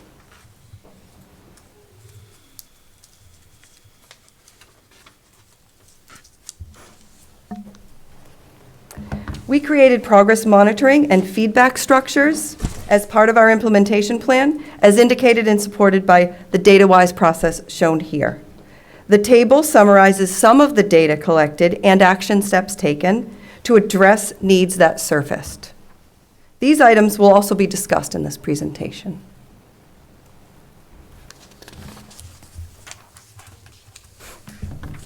A couple of examples of our ongoing data collection activities are shown on this slide.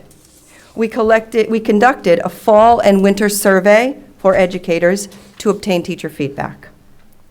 Survey responses were both positive and negative. One question from the fall survey shown here is, how would you rate the communication during the ongoing implementation of illustrative mathematics? Respondents indicated that about 40% of educators rated communication as poor. In the winter survey shown on this slide, teachers shared their perspective on professional development needs. The top responses indicated needs with using centers and scaffolding lessons and units. We also have some teacher quotes. Illustrative math assumes that students have come with a lot of prior knowledge, but they have not. It's very difficult to modify IM lessons for students with special needs. Illustrative mathematics is amazing, but I can't wait to see students who have been working with illustrative mathematics for multiple years. Some of our school year responses to the data on the previous slide include periodic newsletters to enhance communication, the development of a new job-embedded coaching model that supports teacher planning, including scaffolding, coaching cycles, and facilitating professional learning communities, and a district-wide offering that occurred this May during one of our early release days that was focused in IM on the embedded language routines to support multilingual learners.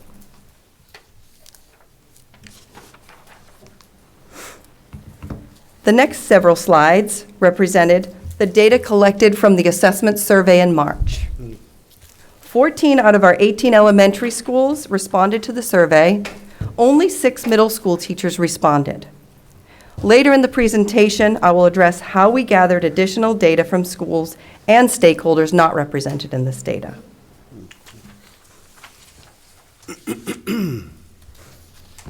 This slide represents the response to the question, are there benchmark or unit assessments available? Almost 90% of educators indicated yes, that there are benchmarks or unit assessments. 22 respondents, or around 8%, said not sure, and 13 educators, or about 5%, said no. There were some non-math teachers that did take the survey, and this could account for some of that indicating no. Educators responded to the question, what assessments are used to measure student learning? Most respondents indicated that they're using the illustrative mathematics embedded assessments, including cool downs, section checkpoints, and end-of-unit assessments. On this slide, you see the responses to the following questions. Do assessments help monitor progress and/or identify misconceptions? Most educators, almost 60%, responded yes to these questions. Approximately 33% answered no to the question that these assessments help monitor progress. And approximately 42 respondents said that the assessments did not help identify misconceptions. 20 respondents said that they don't use these assessments. What are our next steps?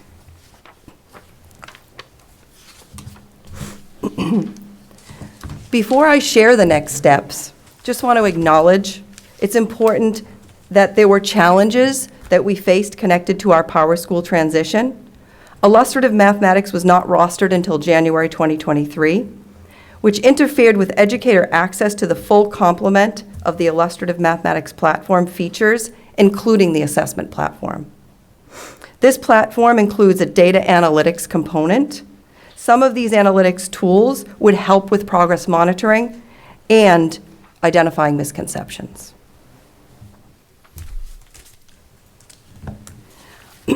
Our next step is to support educators in using assessments to progress monitor, including identifying misconceptions. We're going to build assessment literacy, dig into student data, following the data-wise analysis process pictured here.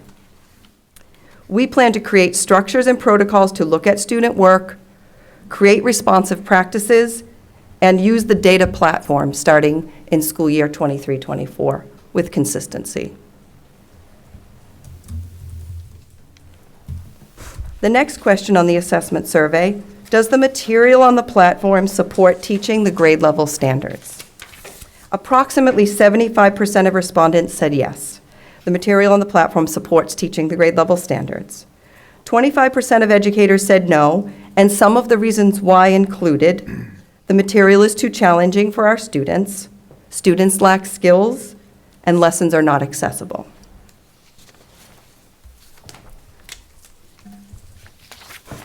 Our response includes a refocusing of the professional learning to address the common core shifts in mathematics, including focus, coherence, and rigor. Our previous curriculum did not meet the standard for rigor by Ed Reports.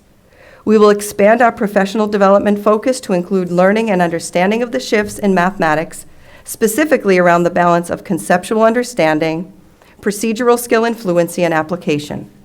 We will unpack the learning expectations to provide deeper exploration of the vertical trajectories in mathematics and how the math practices are an integral component of the math standards and should drive pedagogy.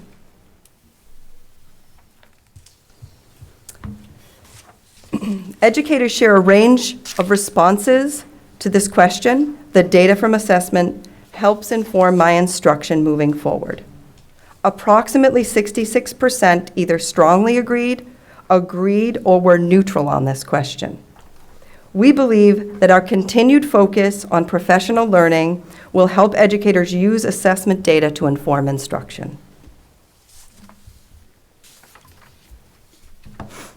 Our response includes a focus, again, on professional development to deepen educator understanding of the vertical articulation of mathematics, the instructional shifts, revising curriculum maps with IM enhancements, and using professional learning community time for educators to engage with the resource and lesson plan. We're expanding professional development to also include assessment literacy.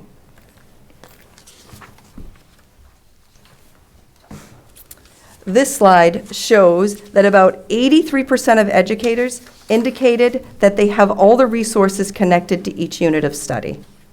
A small percentage stated that they did not have all materials that connect to the center activities or games that are embedded in the curriculum. We have developed a comprehensive spreadsheet that outlines all the materials needed to facilitate the IM centers and games to assist educators in their planning. We are also filling in any gaps where materials are lacking. This spreadsheet is one example. We did add during the course of this year, it's worth reiterating that the district complemented what teachers had by adding the teacher resource packs to the resources available to them. In addition to the survey data that I just reviewed, I'm leading a high-quality instructional materials implementation math leadership team funded by a grant through the Department of Elementary and Secondary Education, with stakeholders representing schools across the district and roles across the district. We are in a partnership with Achieve the Core, Student Achievement Partners, to dig into a landscape analysis. This landscape analysis will enhance our progress monitoring, including data collection activities connected to our implementation.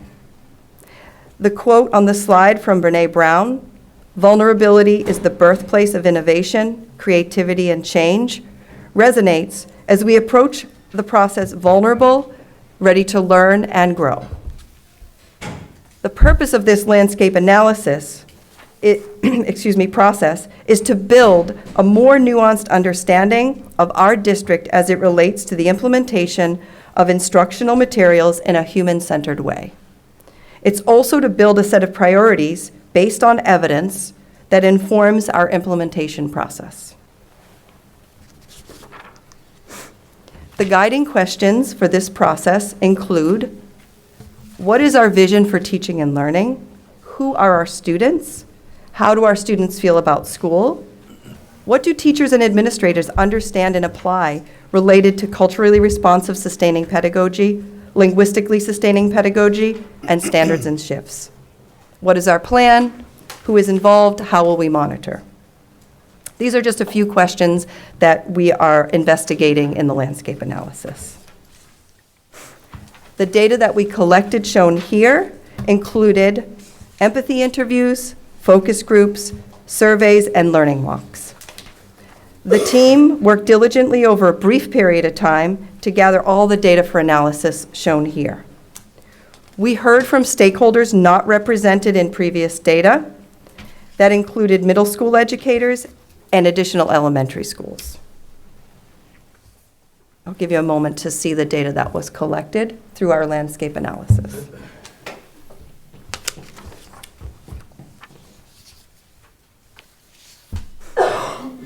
The guiding pillars of our analysis are ensuring grade level expectations, culturally responsive sustaining instruction, linguistically sustaining and joyful instruction.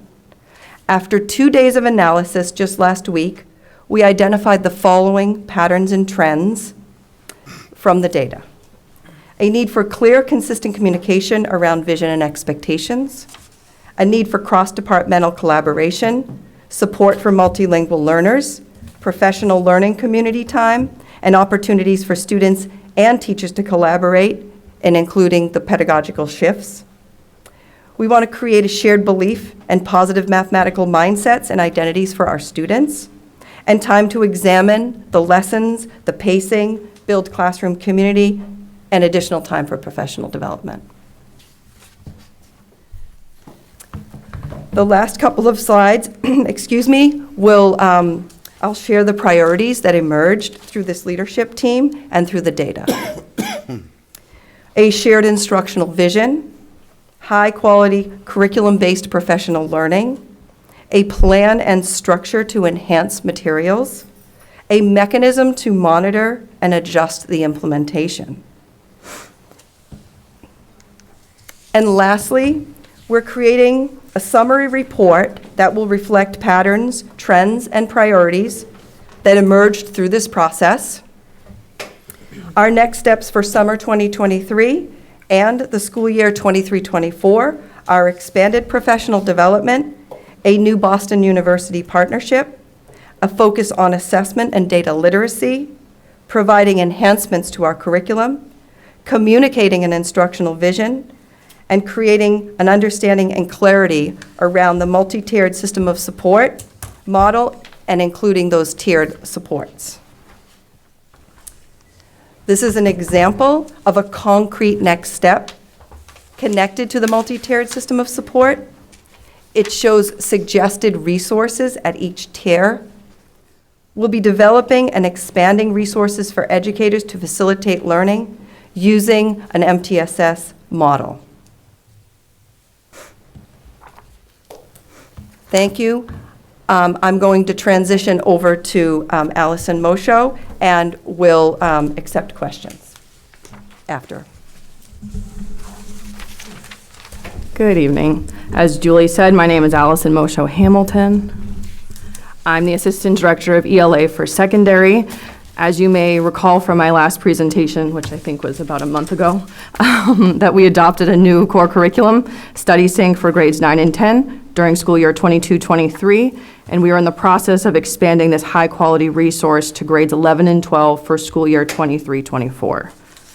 So for tonight's presentation, the main objective is to review data from a March 2023 curriculum survey. So before we dive into the data, there are 3 important points I want you to consider to sort of frame the survey.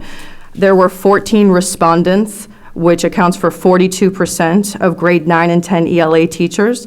These teachers were from Lynn English, Lynn Tech, and Frederick Douglass.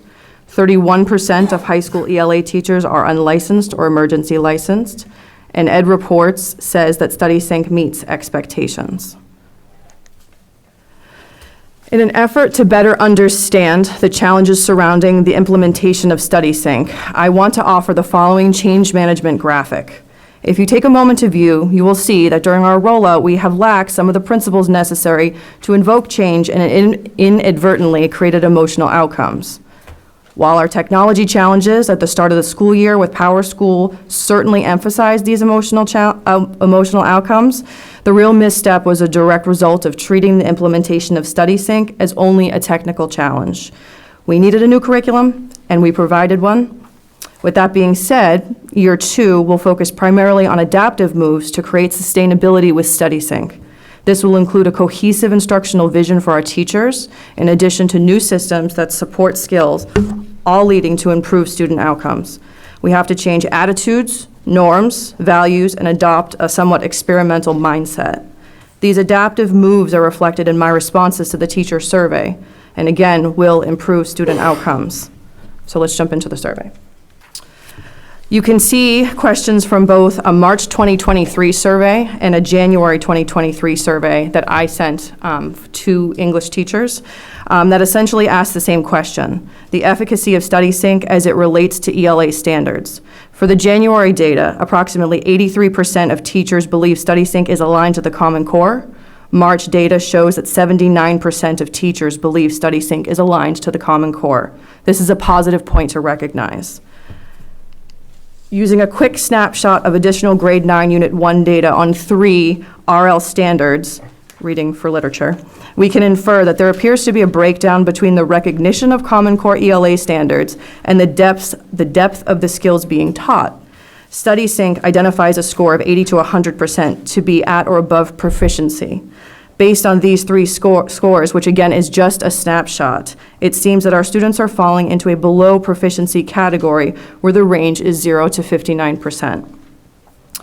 In an effort to improve the teaching of grade level standards, I'm excited to offer the ELA Summer Workshop Professional Development, where teachers will be working collaboratively to unpack standards, lesson plan, and learn to write content and language objectives. These are the skills needed for educator classroom success.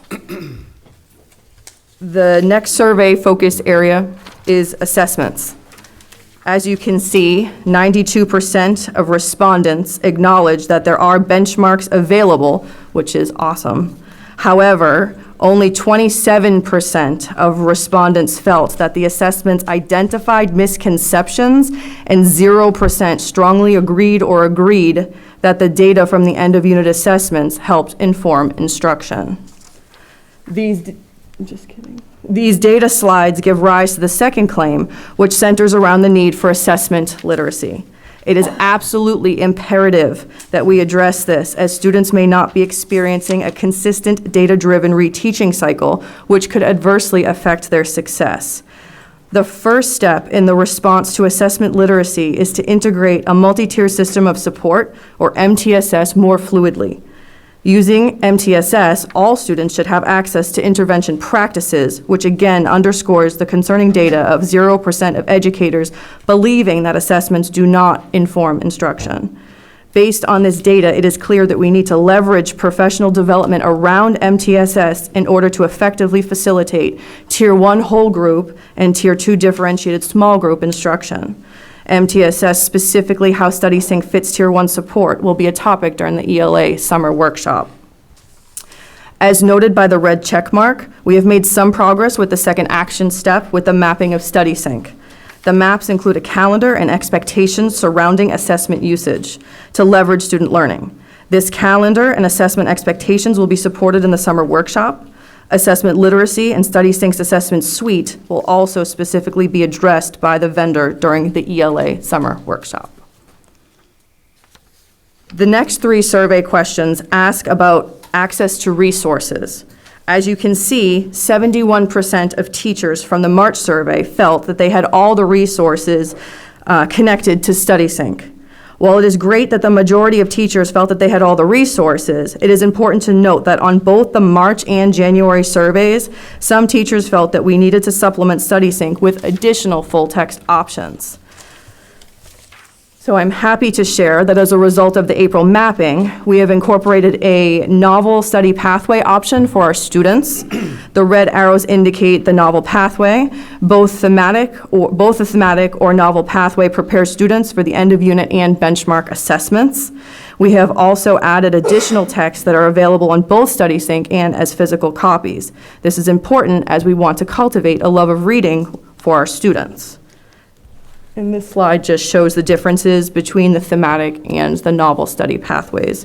You can see there's a lot of crossover between both. So to quickly recap, claims 1 to 3 have all mentioned professional development support in some way. Because of this, I felt it was necessary to include teacher responses from a January 2023 survey that specifically honed in on the need for more vendor PD. You can see the salient points highlighted in red. I'm just going to give you a quick second to read that.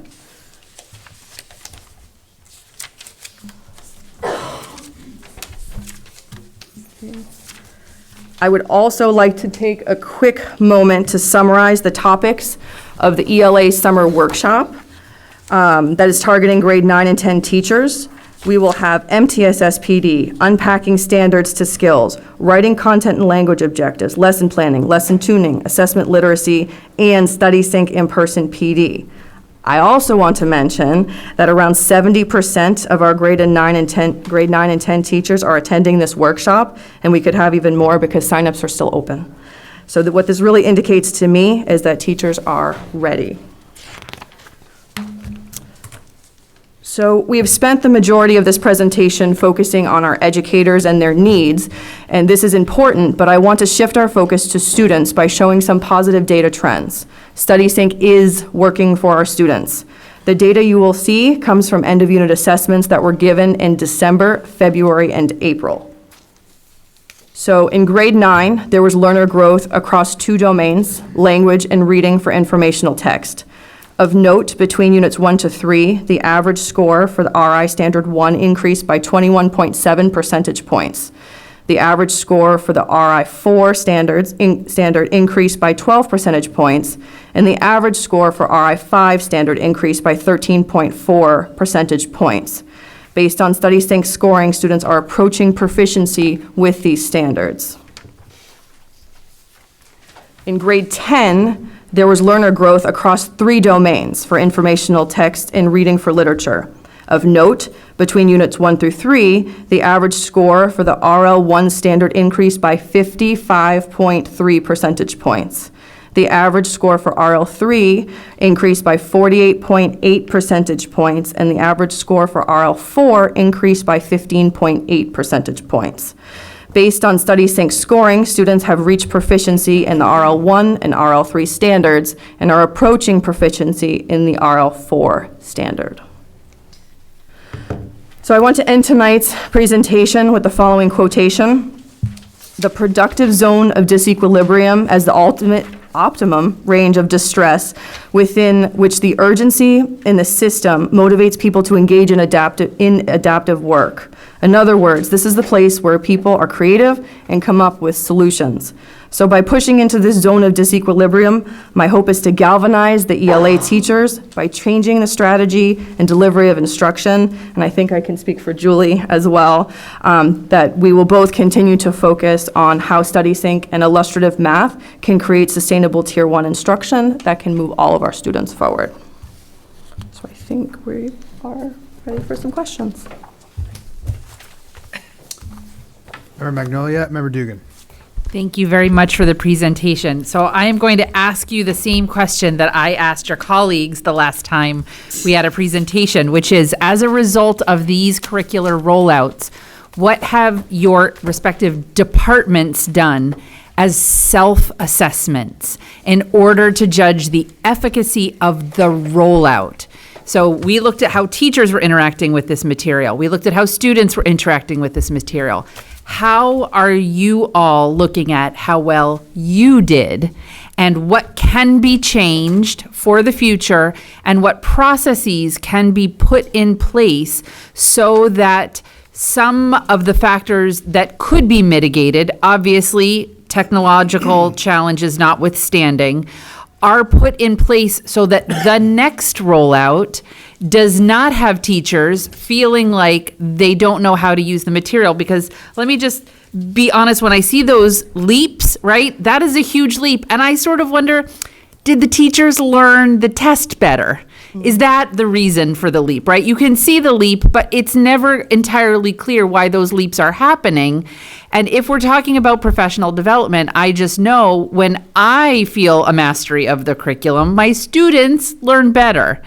And so if we're looking at levels of assessment, there's assessment of students, there's the teacher's assessment of the curriculum. So I want to hear about your self-assessment and processes that you might be able to utilize to ensure that rollouts in the future meet the needs of the educators so that they can then meet the needs of the students. I'm going to just point directly to this slide, because I really feel like this was what needed to be in place and wasn't.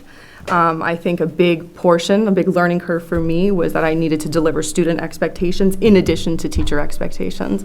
So I think that communication line will definitely be improved in year 2. Yeah, I'm happy to also add to that I appreciate your question, and moving forward, I feel like we definitely need to create an infrastructure and a system for progress monitoring across many pieces, including the self-assessment component. And information and data that we gleaned during the landscape analysis, which was confidential interviews and focus groups conducted by the external partner, not by anyone internal, to gather evidence and honesty from educators and leaders about how we were doing, and then reflecting that back to us as a department, I think is a helpful component, because we often hear things that are great, but we also hear things that we need to really consider as we move forward in terms of an implementation. And I will say in math, just around the visioning, the pedagogy. This program was a really heavy lift for educators in terms of pedagogical shifts. And I feel like helping them with regard to how to facilitate math learning differently is a lot. It's a big component part.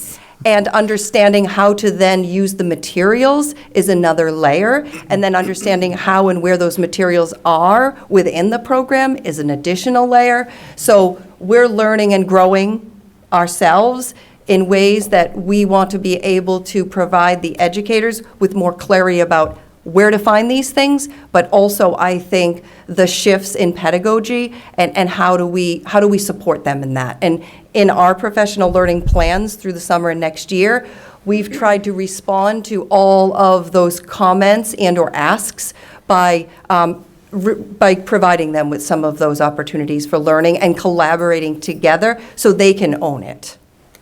Just out of curiosity, did you have a scaffolded plan for how you were going to roll out each of those different levels, right? So if what you're talking about is changing pedagogy, understanding the materials, like how did you envision scaffolding that for educators so that they could deal with each of those as they implemented the curriculum? Yeah, I think the teach and learn was like, the starting point, and I think where we sort of lagged was during the school year, being able to have those touch points for all educators. We were providing some of it, but it was sometimes out of school hours, and I think it became a burden for educators. And it was because the educators were dealing with multiple rollouts, right? They So were, yeah. understandably, they were, that sort of brain capacity to learn all of these new things, you have to sort of chunk it. And I think that was a layered challenge in this work, honestly. Thank you. Member Gately. Yep, Member Gately. Dugan, on me. Member Dugan. Oh, sorry. Yeah, that's okay. I appreciate your honesty and taking a look at everything you've done. And, self-reflection, obviously, that's the way we learn. So I do appreciate you guys doing that. Couple questions I had. I guess it kind of points back to the data you presented about our educators, just kind of less experienced educators at the high school level that we have. And a few things you mentioned, like student protocols for protocols for looking at student work, reteaching cycles. These are all things. I'm a veteran teacher, and these are all things I sometimes grapple with. I've been teaching for 20 years now, and these protocols change, and so I guess my question is, how are we going to get in there and model that for our teachers, our educators, with the staff we have, of the less experienced teachers, because they want to do things right. And I think they want to do things for their students, and it's all about student outcomes.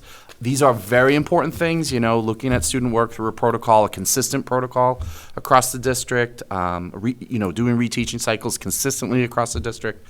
So how are we going to get in there and model that stuff for our teachers? So I'll start and then you can jump in. I want to start getting into more classrooms, and I actually want to start doing modeling. I appreciate and that. I probably Thank you. should have added that to one of the moves for year 2. I think I can talk the talk, but I definitely want to get in there with the teachers and really model and mentor some of them. Okay. We are also looking at the summer workshop. Those teachers are going to be with me and the department heads, and we are going to be moving through this in a very much like a slow, structured pace across, I think, 5 days in August. So they will be experiencing all of these things with me firsthand. They will be building lessons together. They will be tuning the lessons because they will be teaching it to each other. So all of the things you mentioned, I'm very aware of, and I'm really excited to be able to offer this opportunity.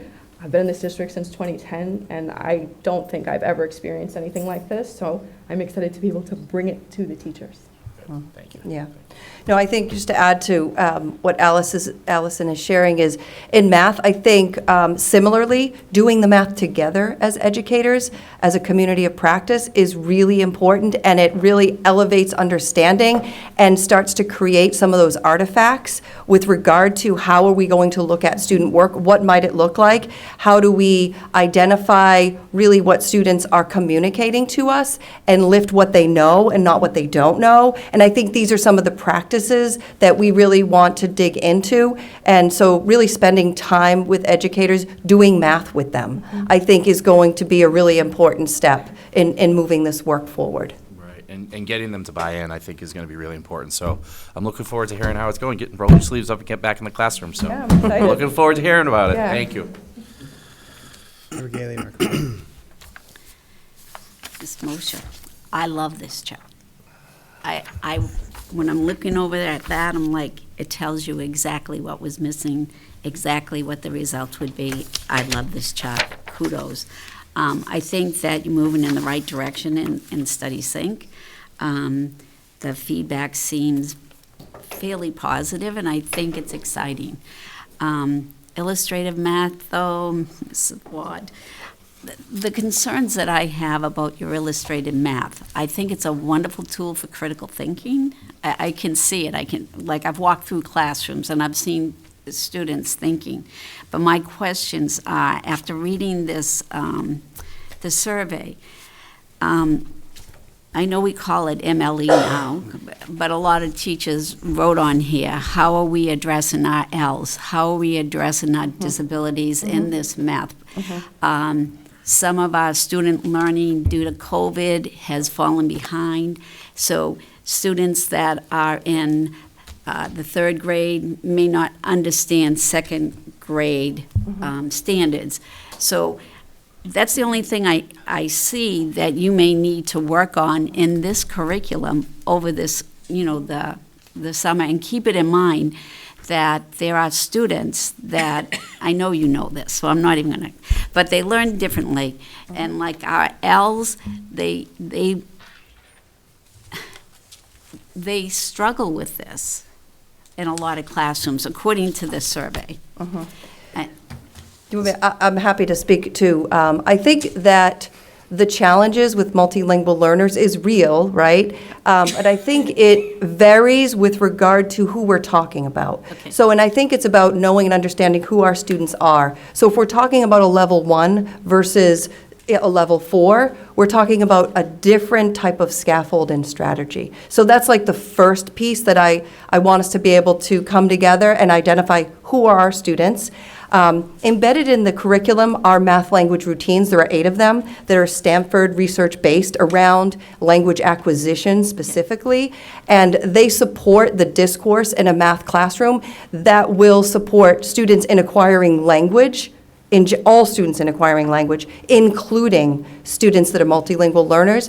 And I think, and I obviously don't know, this is why we have to dig in more and talking with educators, but what I've learned and heard is that oftentimes they're challenged with students that are at level 1. And so we're working intentionally with the multilingual learner department to talk about those curriculum enhancements that I mentioned. So what other things do we need to support educators with so that they can give access? So I think that there's a couple of places that I think we need to attend to there, and we know that.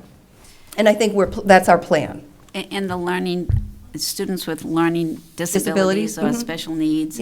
And learning loss through COVID. So I'll speak to that, sure. So learning, we like to think of it as, we want to make sure that every child has access to grade level standards. It's really important. And we recognize that there might be gaps along the way. So, and I mentioned the vertical articulation of mathematics. It's really important to understand the just-in-time support. What is the prerequisite skill for this lesson? How is it identified? How can I integrate and still continue on with grade level standards?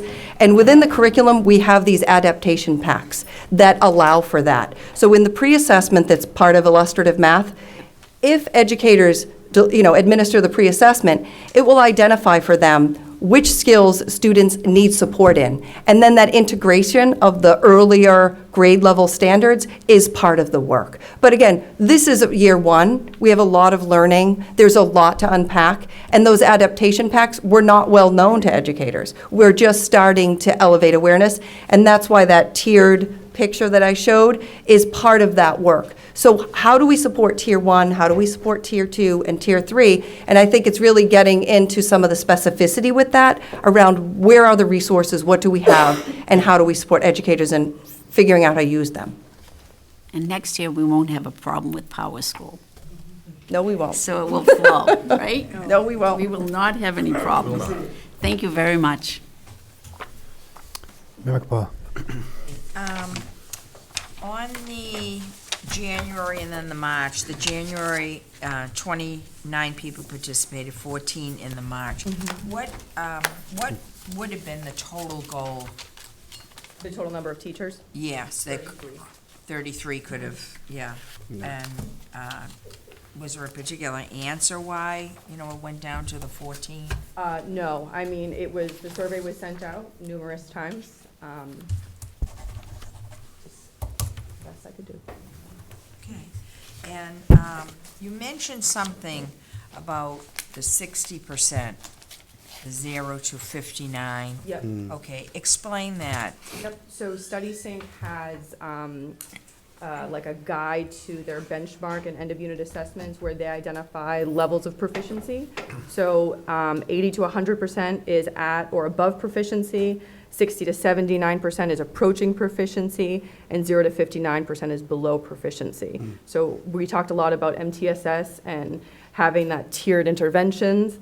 This is sort of where this would come in. So if we have a student who's below proficiency, we would want to be able to provide that student the intervention support to make them successful and push them up into the level of proficiency, higher level of proficiency. I think in the fall, when we were looking at the testing scores,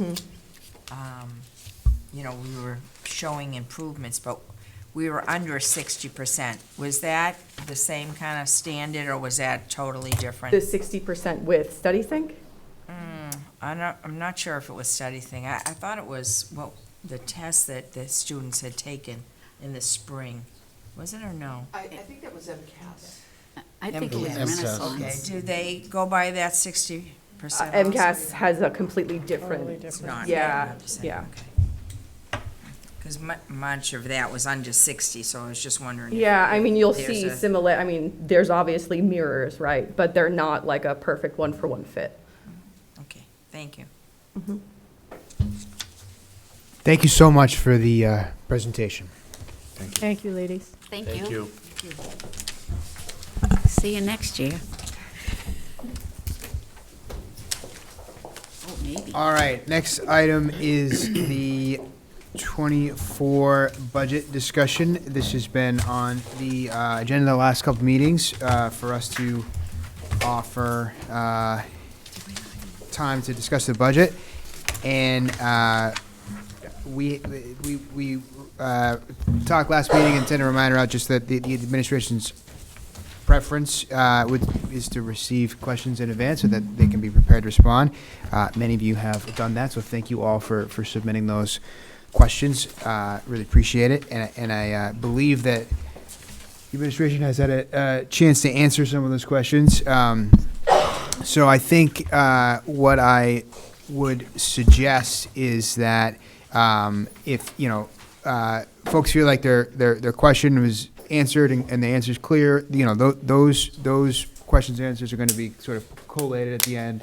They've already been distributed, I believe. Yes, everyone received So them, everyone yeah. received them, and then they'll be posted eventually, so that they'll be public. I think certainly if there are particular questions that folks want to run through this evening for the benefit of the public forum, we can certainly do that. So yeah, Member Dugan. First of all, I appreciate you answering all my questions up front, and they were great answers. One's come to mind, recent events, obviously, the SROs in our buildings. Have we had a conversation with Chief Reddy about that? And they're obviously budgeted in. Yeah. Are we getting them? So they definitely are budgeted in. Yep. They were budgeted in last year as well. Yep. We met with Chief Reddy actually the other day with the situation at Classical, the mayor and I and Dr. Alvarez. And he is committed to providing SROs. What he has, though, said is that staffing, it comes down to, does he have people? The police department is dealing with the same thing educators are dealing with the critical shortage. And so he gets a new recruiting class. Yep. They go through the academy. He has them. Sometimes state police take some. Yep. Sometimes other communities take some. And so he thinks he has them, and then some go. And so he is working diligently. We do have a Plan B that we are to hear putting that. Thank into you. place Yeah. that I don't know if we want to share yet. Okay. But Dr. Alvarez and I have already had conversations about the what if. Right. Our understanding is we definitely will have one, and we're hoping for two, Okay. but we have a Plan B that we're working on in case that doesn't happen. Okay, great. And Thank you. certainly, we will share more details once we really refine what that could be. Okay, thank you, thank you. Member Castellanos. I just kind of want to piggyback on that a little bit, and I just for the public, we're making investments in our security system updates. I think we talked about it last time. We're committed to those investments, and I know we're still vetting the vendors and what that looks like. That's an ongoing process. I believe that we're vetting at the moment. It is I believe it was a $4.5 million line item. There is a grant that has been submitted, Officer Mackin has worked on. Okay. And has been submitted. Is it so is it what's the, so could we talk, no, we can't talk about it right now, can we? I don't have all the details Okay. on me right now. I Okay. certainly can share that. It's the COPS grant, I believe it's called.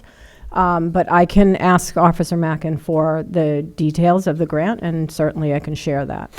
And the revisions of our protocols, I know he's working on that as well. He is Are we- diligently working on Okay. that, and he's been wonderful. He has been in the schools. Yep. He has met with students. I know many of you have been to the civics presentations before the civics day, and we had a few different levels of students, middle school and high school, who their project was around safety, lockdowns. I went to, where were we? We were at Marshall, Pickering. And Officer Mackin and I were together, and it was quite impressive to listen to the students and what their questions were, sharing their feelings around it, around going into lockdown, what that feels like, asked questions about, the Alice program, like they were talking about other programs, and so he is definitely looking to update and upgrade in every area.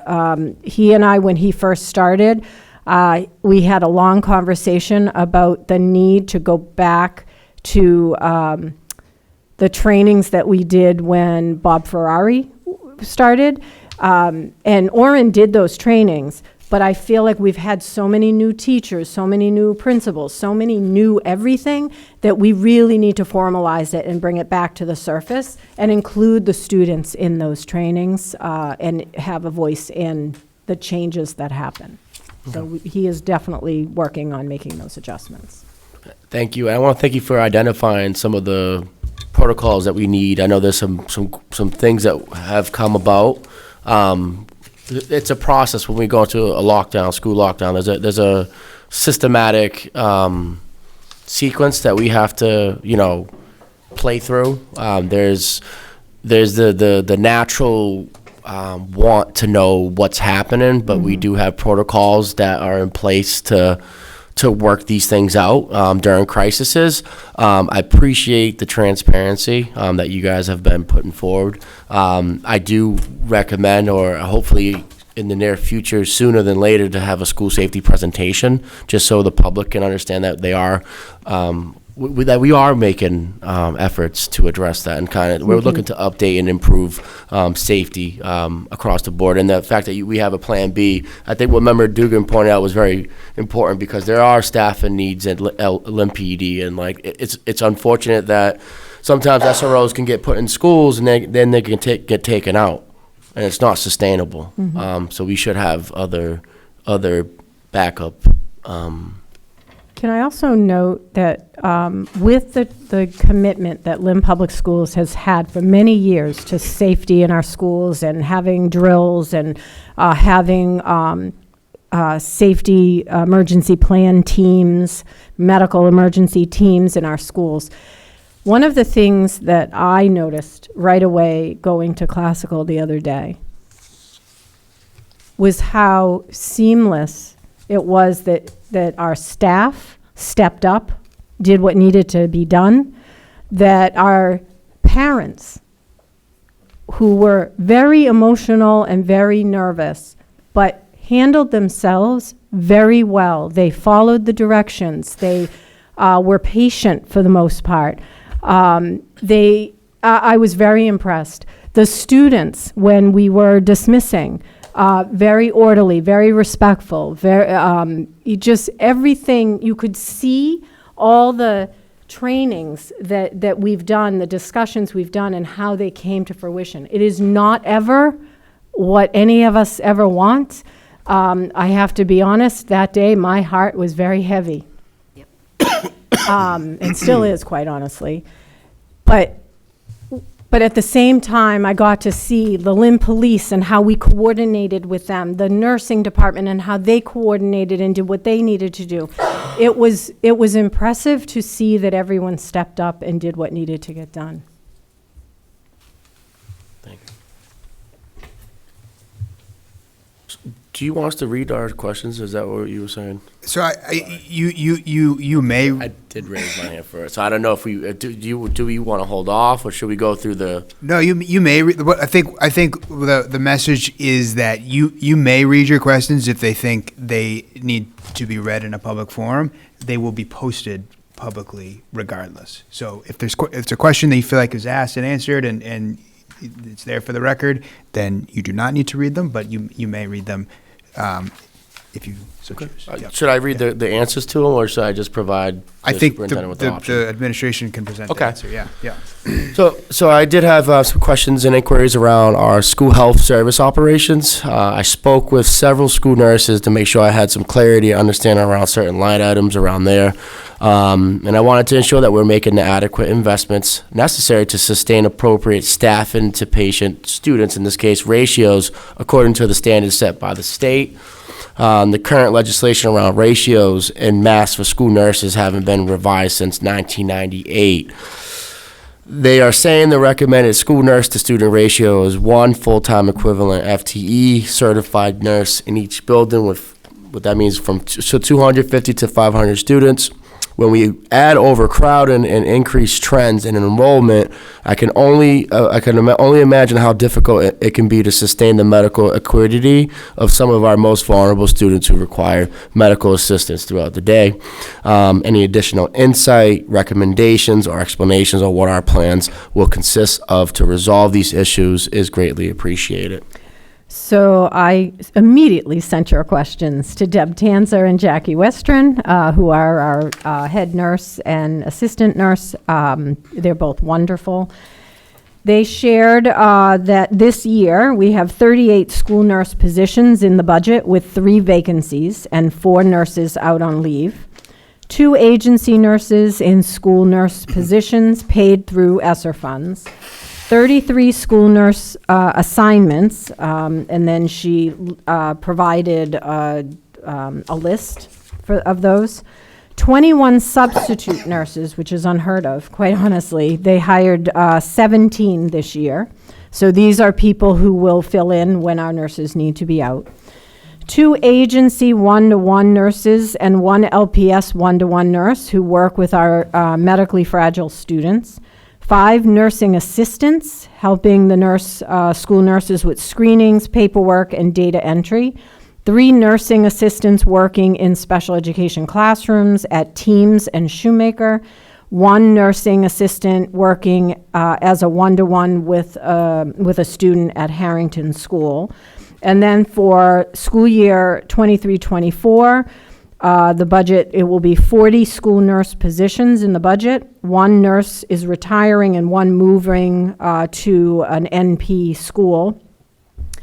They hired 2 nurses with 5 vacancies still to fill, and 5 students we have 5 students who need one-to-one nurses, nursing support. Deb Tanzer says, Jackie and I are very aware of the acuity levels at each school.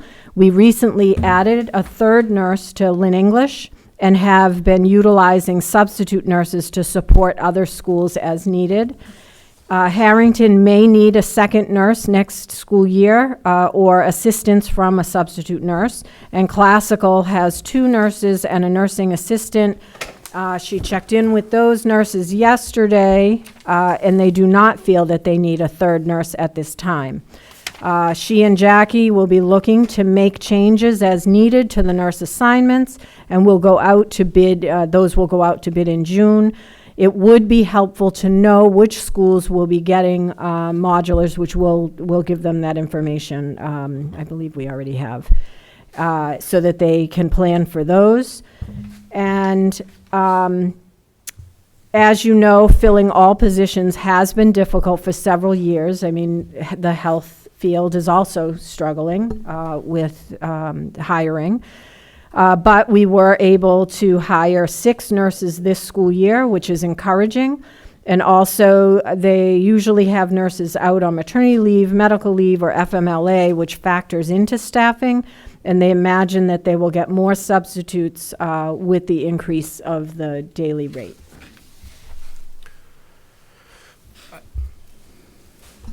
I just want to add, there was some additional conversations that I had about developing an in-house like nurse pipeline, like to get students in a Lynn Tech. There's certain programs that we have, like LPN, like CNA. There's a track system. I don't know if that's something that we've explored, or we are exploring to kind of to work on the recruitment difficulties that we're having. I certainly will talk to Deb Tanzer about that and see if she already has something in place. She's great. Just to let you know, so she's awesome. The whole she's tremendous. We're very grateful. I'm very grateful to. I think Mrs. Powers knows from personal experience, because her daughter is a nurse, the amount of effort that goes into becoming a nurse. And we certainly have, LVTI's healthcare vocation, and it is something we should look at if we haven't already. So I will definitely check with Deb Tanzer. And for the record, my future wife is a nurse, and she gave me some good ideas too, because they're trying to. She loves her job, but she tackles this with her organization. So that was she gave me some good advice.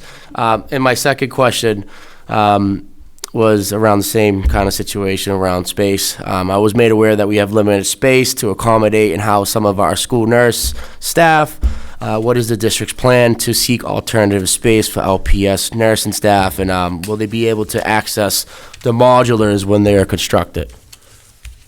So her answer on that, spacing is an issue at a few schools and could be in the future if we need to add nurses due to increased enrollment at certain schools. Lynn English High School has a very small nurse's office. They have 3 nurses in the space, and treating students is difficult. There's also a lack of privacy. This is the busiest office in the district. She and Jackie plan to go over there during the summer to see if there's a better way to set it up. She also wonders if Tom Bork could help figure out something, and that she planned to talk to him. She's questioning also about the modular, and so, we would need to look at the enrollment, the courses. Certainly, this is a important area. We need to make sure that we have sufficient health spaces. So we will look into that with hopefully a new incoming leader of that building. Lynn Woods has a cubicle in the hallway, which does not provide privacy and does not have a sink.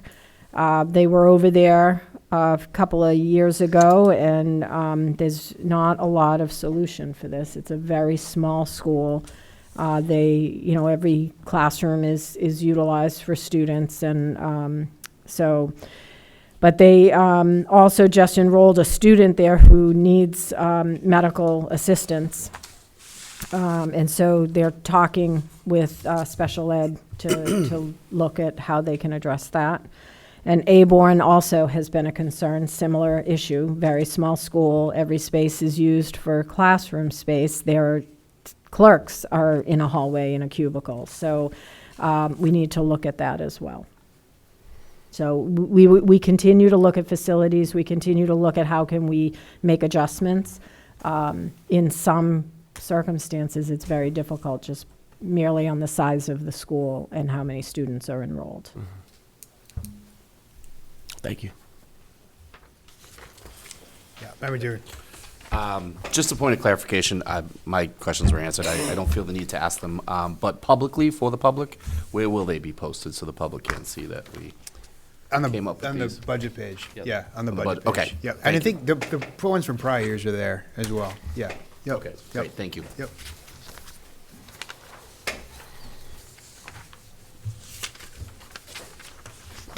Just a note on the school resource officers. I just want to reiterate what the superintendent said. I think we all are very supportive of the school resource officers that, meaning the city and the school department, getting to the high schools, and we've had lots of conversations with the police department about facilitating that, and Chief Reddy has definitely been really thinking through how to support that goal, and I think it's great news that it looks very likely that we'll get at least one additional school resource officer at the high school level. That's been a very successful program, and Officer Mackin is doing a great job in sort of leading and coordinating that. Just also to highlight the technology investment that the district is making, I think is a great step forward, and something that is going to, really allow our the tools we have to be state of the art, and commensurate with the priority that I know all of us put on the safety of our students and staff. Member Gately. One of my questions was kudos for security system updates. So glad we are updating. So it's so necessary, and if there was ever a reason why, perfect evidence why we should be updating it. Yeah, no, that's a great point. And just want to echo the superintendent in thanking all the staff that were on the scene the other day, and as well as the great work of the Lynn Police Department. I know there was also some Lynn Community Health Center folks involved as well that did great work, and just similarly grateful for the way that the community rallied together and handled that. So thank you. Thank you, Member Gately. Yeah, Member Dugan. Yeah. Just kind of echo all of this. As a parent of a student at Classical, Mrs. Dunn's response was phenomenal. She kept us all informed as to what was going on. So, and her staff, her vice principals as well. So it's a tough day over there for them. So I appreciate everything they did. Yep. Member Kabul. One of my questions, I think I need a little more explanation, but transportation for the Lynn English life skills. They don't have the transportation, but I think your answer basically said, well, they can get it, transportation. So I'm wondering, has somebody informed them that they can get, the parents have been asking for transportation for several years now. So there's a communication problem. If it's available to them, and we had meetings when Felicia was here with those parents, and she said, we didn't have it at the time. So now you're saying that it's available to them. So how does it get there to that program so that they have the transportation for what they need? Can I get clarification on your question? Okay. So they're been waiting for transportation, yeah. Yeah. Okay. For the half day, or for when they're in a vocational program? When they're Like at the going end of when they're going to. Going to, right. They don't have any transportation for that. Yeah, so. Or if they're going out to a job, and they have a job coach or whatever we call them with that with that student. So when I looked into that with the special education department,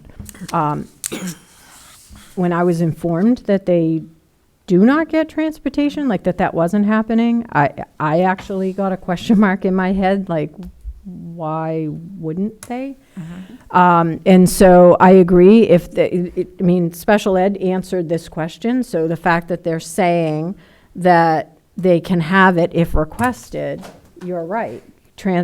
Communication clearly isn't happening if they don't know that. And so we need to fix that. We need to get better at making sure that all of our special education parents, but specifically life skills, this seems to be a common trend for this group, and it's not okay. No. And I know that Dr. Alvarez has met with that, the group of the life skills parents. I've been part of that meeting. Molly has been part of that meeting. Yeah. We are trying very hard to get to the bottom of what's going wrong and how we can make it better. And I know Dr. Alvarez has that as a priority. Great. Okay, excellent. All right, thank you. Next item is one of the field trips that we haven't done yet. Highly recommend.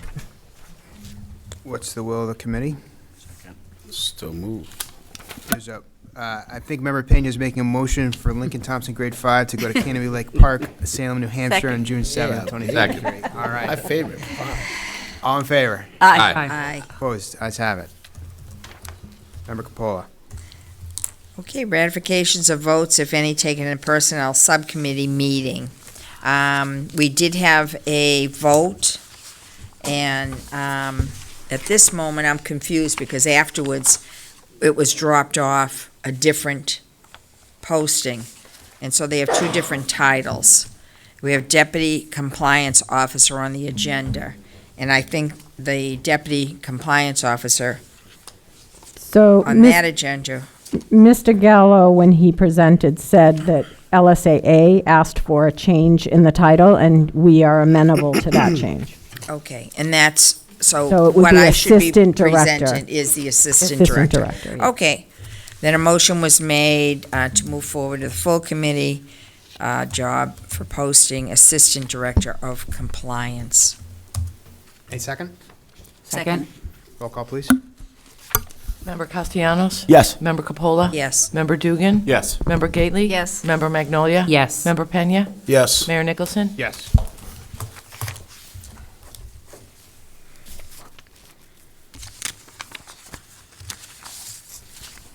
Any other votes? Yes, there was a vote taken in the curriculum subcommittee meeting. Is that it for personnel? That was it. The Okay, other two yeah. things were tabled. Okay, great. Yep, Yeah. curriculum. Yep, thank you. There was a motion to adopt materials, and I'm sorry, I just lost the names of them. That's okay.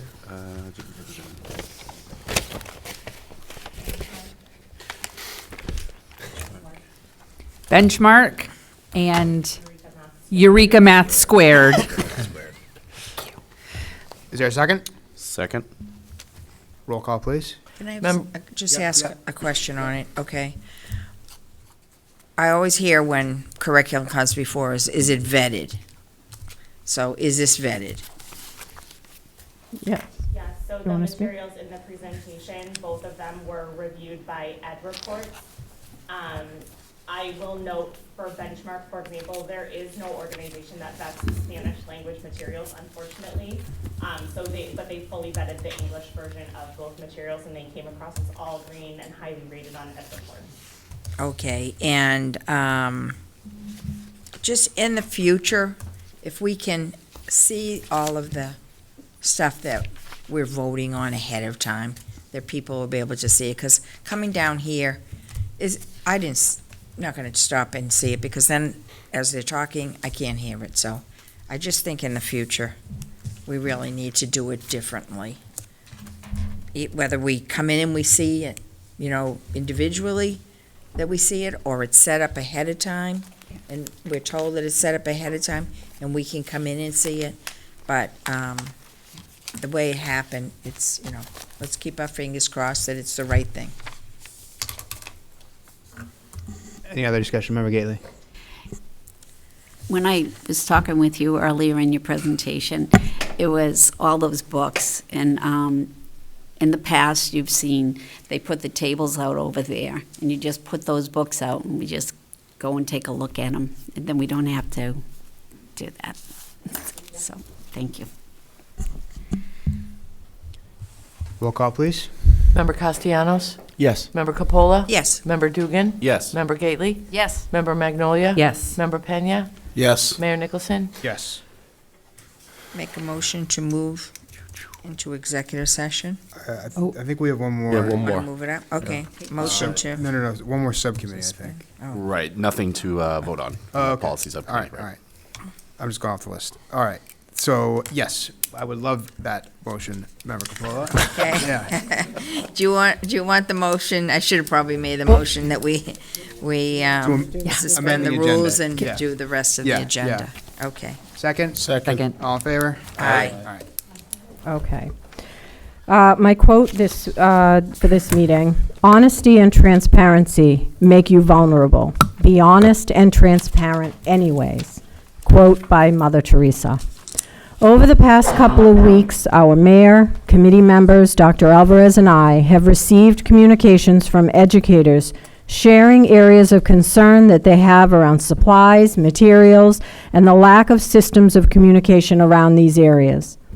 Dr. Alvarez and I would like to clarify some of the areas of concern. One area was supplies at the school level. What is provided to our schools around copying and printing? Copy paper is provided through the finance office. Schools request paper monthly, which is delivered directly to the schools by Joe Martin. Each school determines the number of cases needed and requests that number to be delivered. Copy machines are leased and replaced every 3 years. However, in response to these letters, we will be reevaluating the number of machines allocated to each school and will adjust it based on the size of the student and staff enrollment. Every copy machine and printer are on our network. Staff may request to be connected to them through the service desk system, and the IT department will load the drivers onto their device. We clearly have not communicated this fact well and will develop a communication plan as well as a plan to be sure that all staff have this capability. Toner is ordered by schools directly through the company that we lease the machines from. Last year, there was a nationwide shortage of toner due to a fire in a manufacturing plant, but that has been resolved, so there should not be a problem with ordering toner at this time. In response to this issue, we will review ordering practices with principals to help resolve these problems going forward. Supplies not sufficiently being provided. Currently, the budget has a cost per pupil allocation of $50 per student. This allocation is specifically for supplies which are given to the school site principals. This does not include resources like laptops, curriculum resource books, or technology equipment. As a district, we need to clearly identify for everyone what these funds are used for. We do not want to confuse curriculum materials with school supplies. Curriculum materials, books, novels, manipulatives are purchased through the curriculum department, and laptops and technology equipment are purchased through the IT department. In response to these letters received, we need to define the definition of what supplies and materials are. Examples of supplies that directly support learning are pencils, crayons, chart paper, social emotional fidgets, flexible seating, and anything that provides equitable learning opportunities for all students. The amount budgeted for supplies can be located for each school on line 5102 in the budget book. Moving forward, we will clearly communicate to our schools and staff what is considered appropriate to purchase with the use of public funds for supplies. It was very disheartening to read that we have educators who are fearful of sharing their concerns for fear of retaliation for speaking out. This is not what we want in our district. We cannot make changes or address issues without hearing what is not working and what needs to be addressed. We are firm believers that any percentage of concern needs to be heard and addressed. Our teachers' voices need to be listened to, and our district level needs to work on adjusting and communicating more effectively so that all of us understand decisions that are being made and why. We are taking this seriously and will continue to hold ourselves accountable for following up on these and all other concerns. We are all aware of the concerning situation at Classical yesterday. Our community as a whole had heavy hearts yesterday and continue to now. It was a raw dose of reality to the world we are living in today. Dr. Alvarez and I saw firsthand the incredible efforts of Principal Dunn, her school leadership team, monitors, teachers, nurses, students, parents, clinical team, and district leadership team, as well as the Lynn Police, who all work together to attend to the needs of the affected students and staff, to communicate and support parents, and to smoothly dismiss students for the day. We debriefed with the entire Classical staff and offered questions to be asked. I want to give a special thank you to Principal Dunn, Nurse June, Paul Ryan, John Mackin, and the entire Lynn Police Department for taking an extremely difficult situation and stepping up to take control and keep stability in the school environment. Yesterday was a highly emotional day for all of us, but now the important work needs to happen. We need to work together to get the message out that we are not going to let violence take over our schools.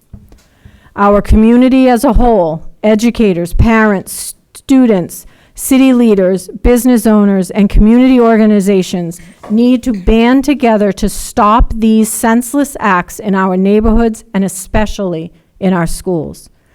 Dr. Alvarez and I debriefed for a long time yesterday to discuss next steps to help prevent this from happening again. I would like to give Dr. Alvarez an opportunity to speak about her vision going forward. And so really as an extension of this conversation that started at the beginning, right before we went into the superintendent's report, this is really about expectations, about the expectation of student behavior and how we manage student behavior.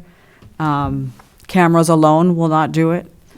The guidance alone will not do it.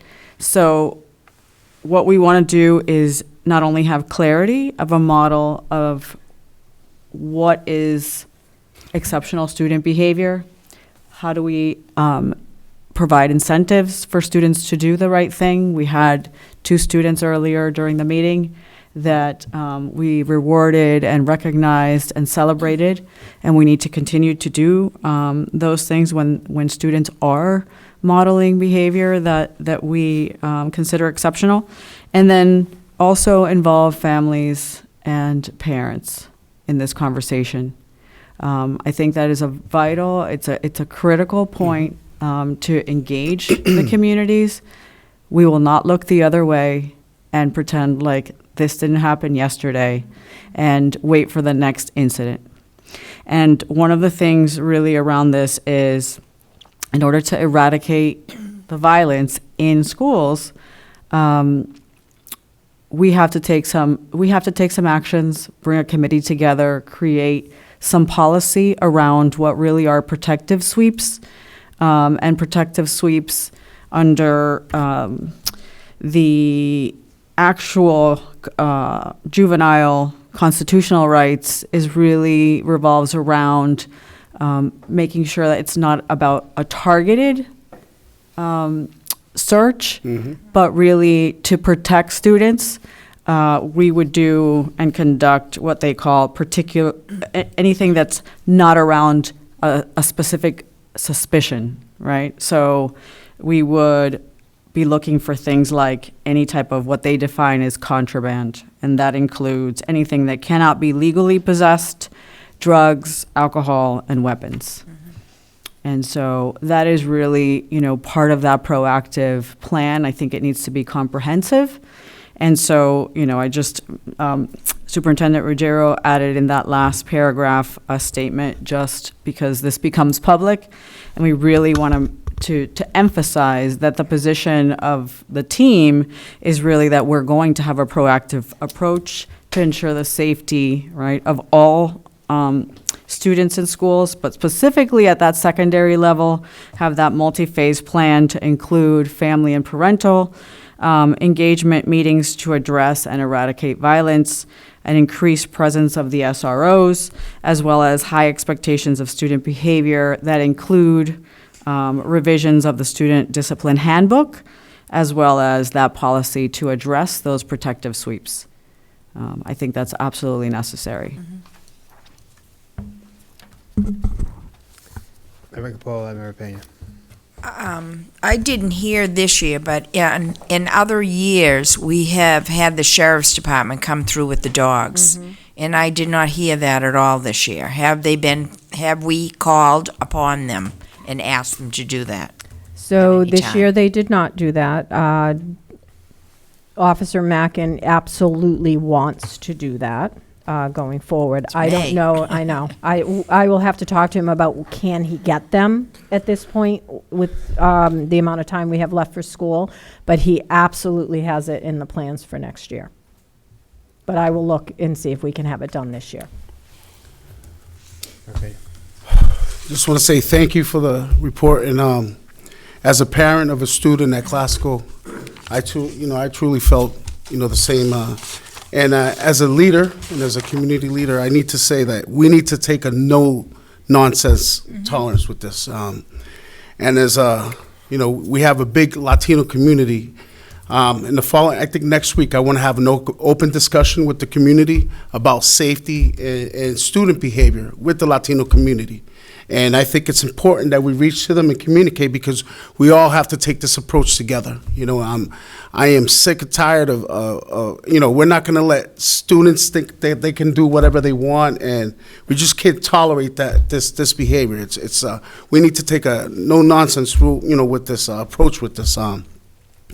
It's sickening, that students should, no one, staff, students, teachers, no one should feel unsafe in our schools. I think that's where students should have that sacred ground, where they could feel safe. And it's sad that we can't see that. We can't have that today. And I promise, even if I have to go do searches myself, but we cannot tolerate this behavior no more, and I want to reach out to the Latino community. I think next week I'm going to put out some dates where we're going to have some public discussion around this. And we need to, and this is important, we need to bring everyone, together with this discussion, and we just can't tolerate this anymore, and I want to support the superintendent with whatever revisions you need to do with our policy, and this is something that needs to be addressed. We can no longer say, oh, this happened, and, we're okay, we're going to start a new year. No, we need to really, really work on this. Like Donna, just to echo what Donna said,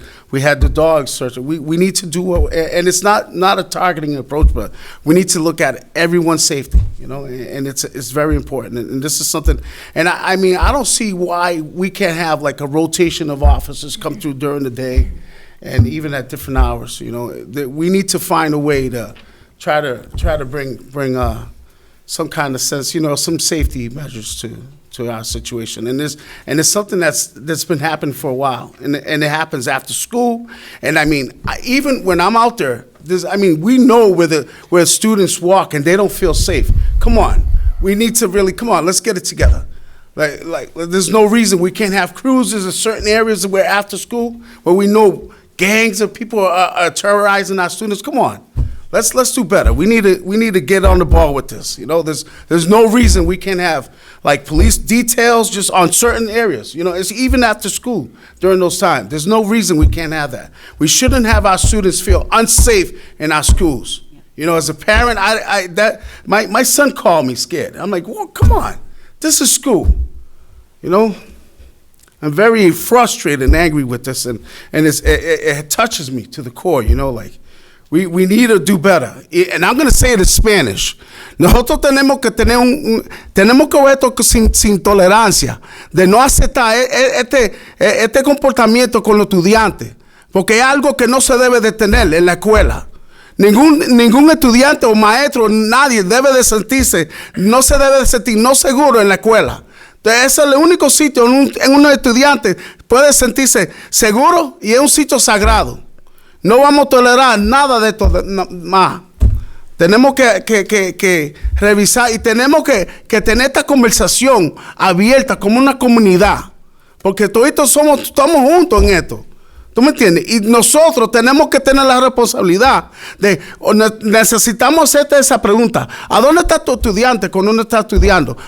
Yo entiendo que hay padres que son solteros, padres que tienen dos y tres trabajos y no pueden, pero tenemos que hacer esa pregunta. Y también tenemos que saber si hay información, si no hay recursos, por favor, comuníquense con nosotros. If you need more resources or anything, you can communicate with the school. We got to try to see what we can do for after school programming, things to get kids involved.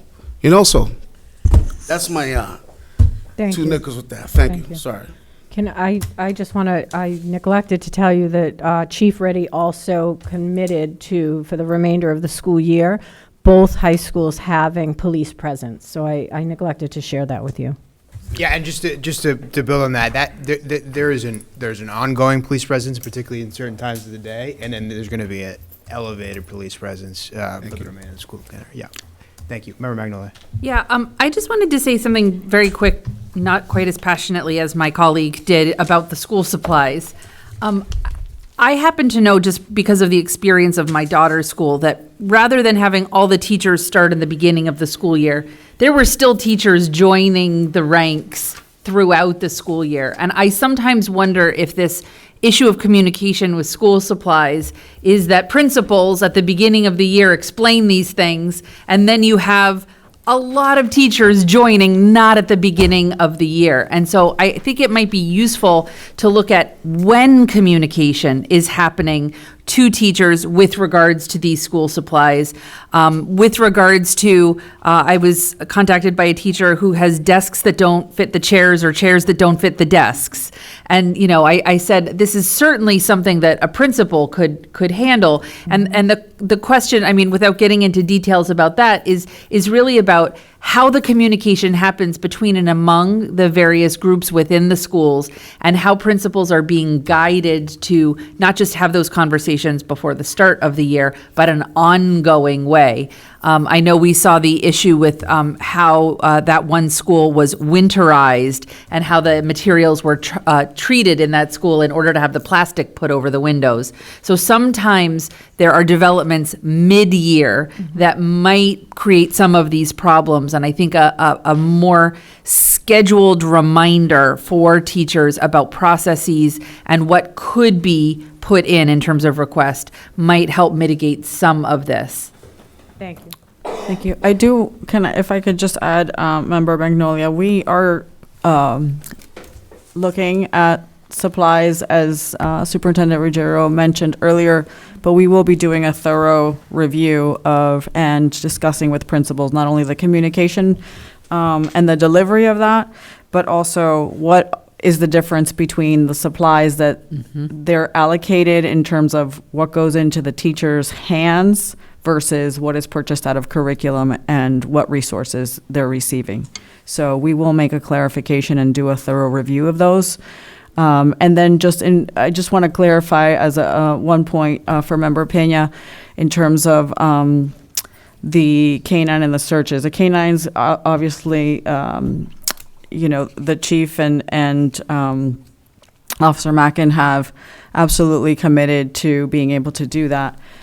Searches are under juvenile constitutional rights, limited to the administration of a building or the administrators of the school district. So we will have a designated team that will conduct those so that we do them consistently and in the same manner, whether it's classical, whether it's Lynn Tech, whether it's English.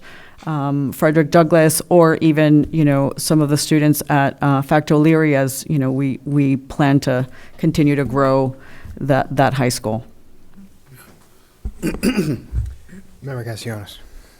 First of all, thank you, everybody. I think there's a lot of, when you say emotional day, there's a significant amount of trauma. There's a ripple effect in this community that a wave hit a lot of folks, parents, families, staff.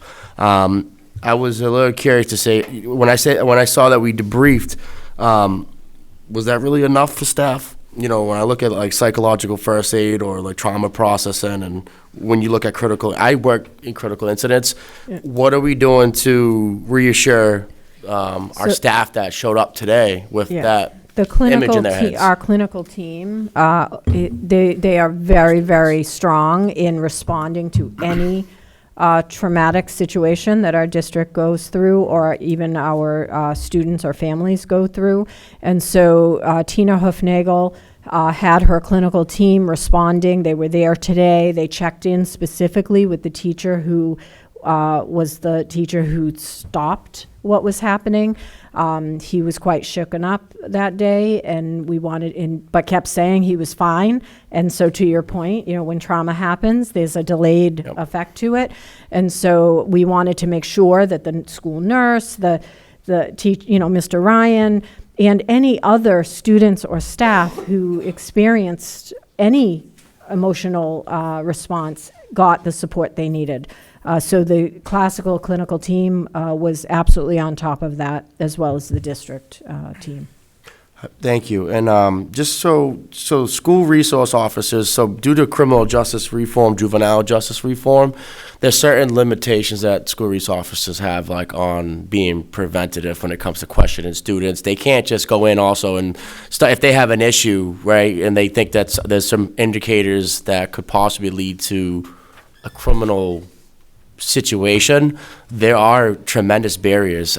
There's a lot of school resource officer updates and professional development across the Commonwealth. I know Waltham and some other districts who are developing a stiffer partnership between the schools and the city side and the school side to talk about like the increased school resource officer piece. Like I believe those are line items on the city. Or is it, so those are city items, or is it on the school side? No, they're in our budget. So if on the school side, is there ways to, I guess, increase, if we're looking at 6, but we're not getting 6, shouldn't we be aiming for higher?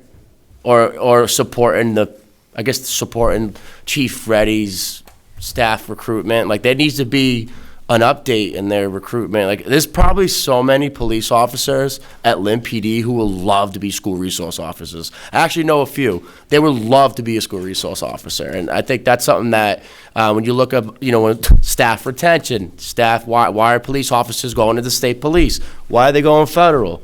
Because they want opportunities to do other things. And I think the school resource officer position is it's a great opportunity for the workforce to kind of evolve. But I guess these are words. When I see we're going to look to increase school resource officers, it's like how will we sustain that when they have a staffing issue at Lynn PD? And I know Chief Reddy's, they're working really hard. They're dealing with impossible work.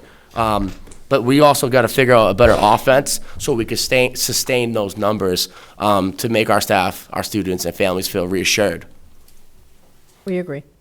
Yeah, I know that Chief Reddy is really committed to thinking through how to improve recruitment and retention. These are issues that police departments are having across the Commonwealth, and that is absolutely something that I know the Lynn Police Department is working on, and that we are supporting. So, Member Castellanos. Sorry, so I'm just still on the recruitment piece. Like, you know what? I'm gonna reserve myself. I'm done. I'm not gonna. Can I just note, I also gave with the superintendent report the listing of the summer school programs that will be running this summer. This is a draft. These are definitely running. There might be things that get added, but right now, this is what we have set up. We just wanted you to be aware. Thank you. Motion to request executive session. So moved. It's for Second. the minutes for May 11th and the contract negotiations with non-union personnel, Deborah Giro and Kim Powers. Roll call, please. Member Castellanos? Yes. Member Capola? Yes. Member Dugan? Yes. Member Gately? Yes. Member Magnolia? Yes. Member Pena? Yes. Mayor Nicholson? Yes. Yes. Member Capola? Yes. Member Dugan? Yes. Member Gately? Yes. Member Magnolia? Yes. Member Pena? Yes. Mayor Nicholson? Yes. So we need a motion here in the full committee to approve compensation for deputy superintendent, and we can do the three in one motion if the committee is so willing, to approve the compensation for deputy superintendents Ruggiero and Powers at $192,000, $149, and the third deputy at $185,652. So moved. Second. Second. Roll call, please. Member Castellanos? Yes. Member Capola? Yes. Member Dugan? Yes. Member Gately? Yes. Member Magnolia? Yes. Member Pena? Yes. Mayor Nicholson? Yes. Motion to adjourn. Second. Second. All in favor? Aye. Aye. Thank you very much.